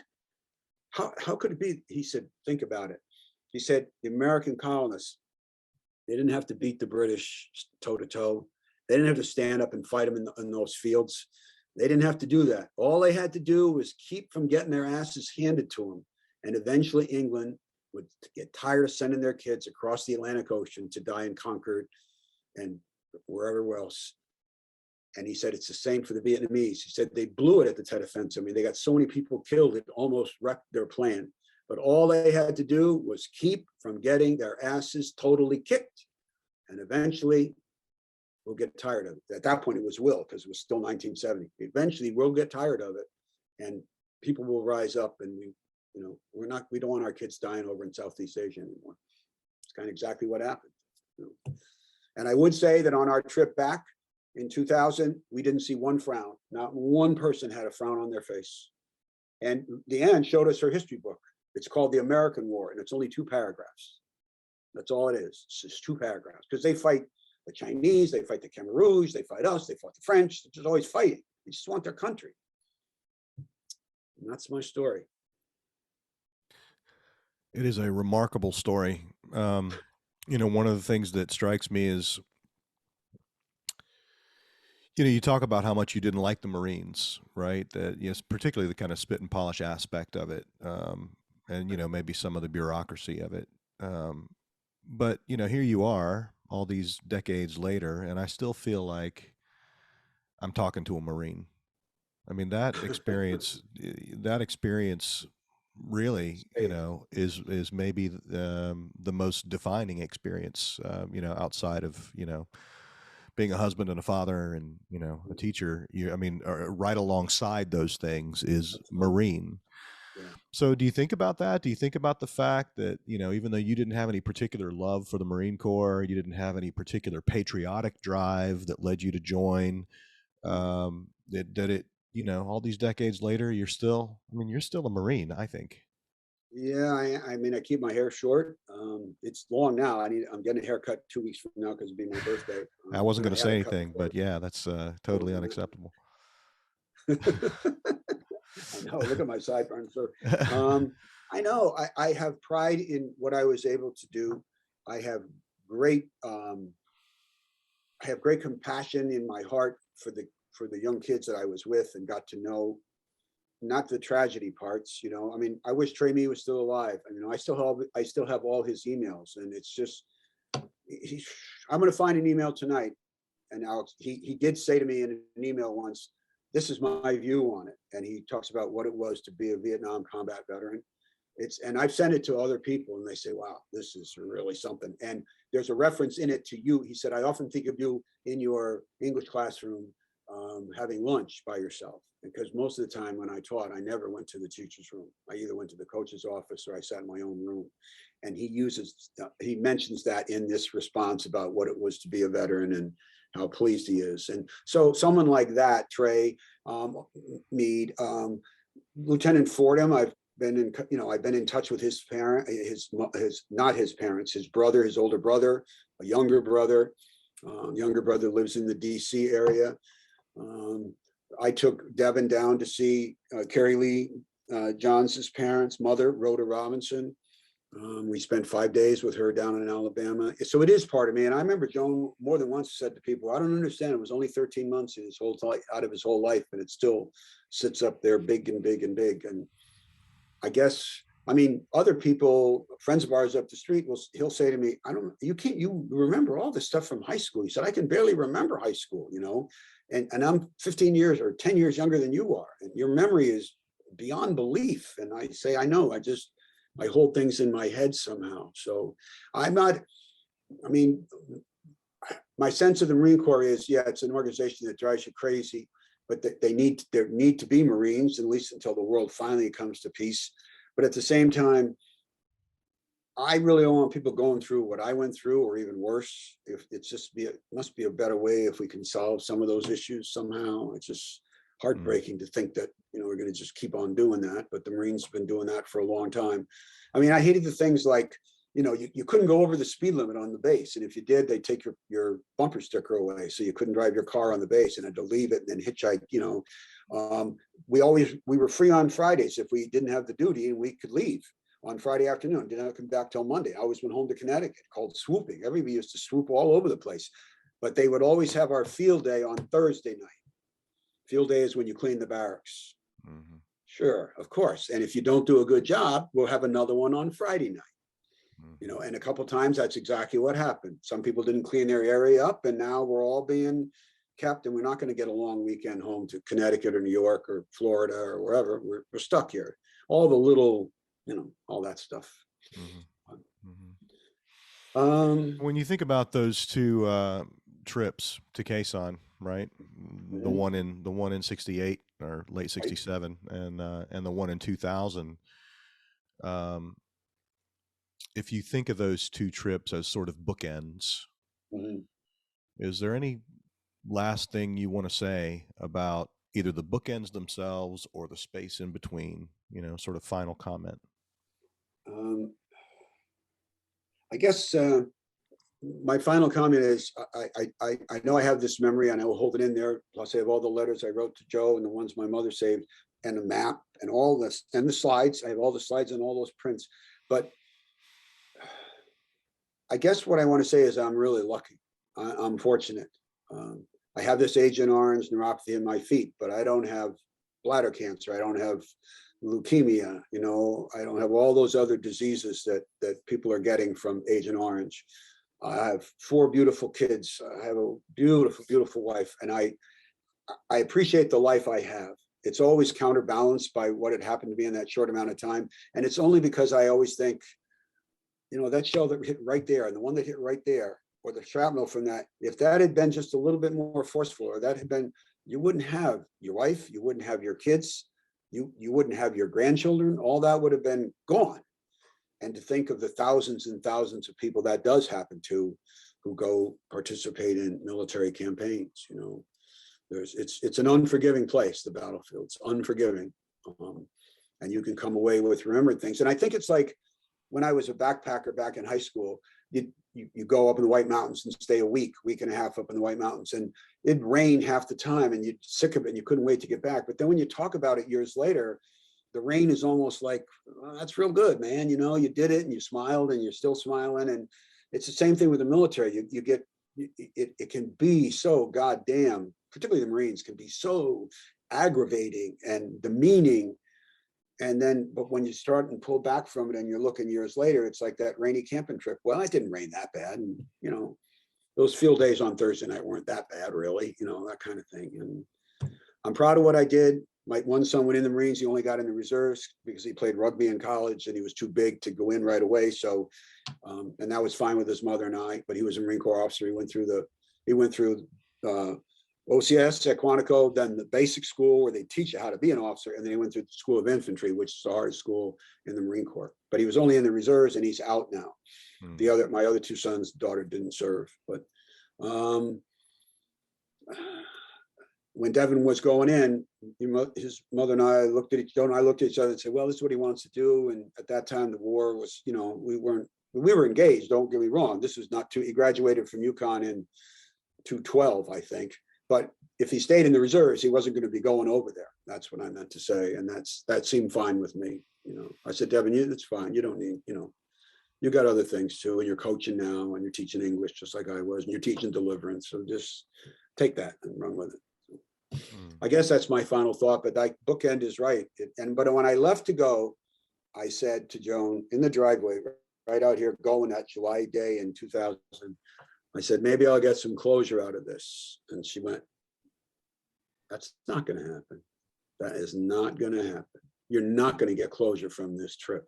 It may put in another compartment for you, but it is not going to be closure for you. It's too big a presence in your life. There's no way you're going to get closure from it.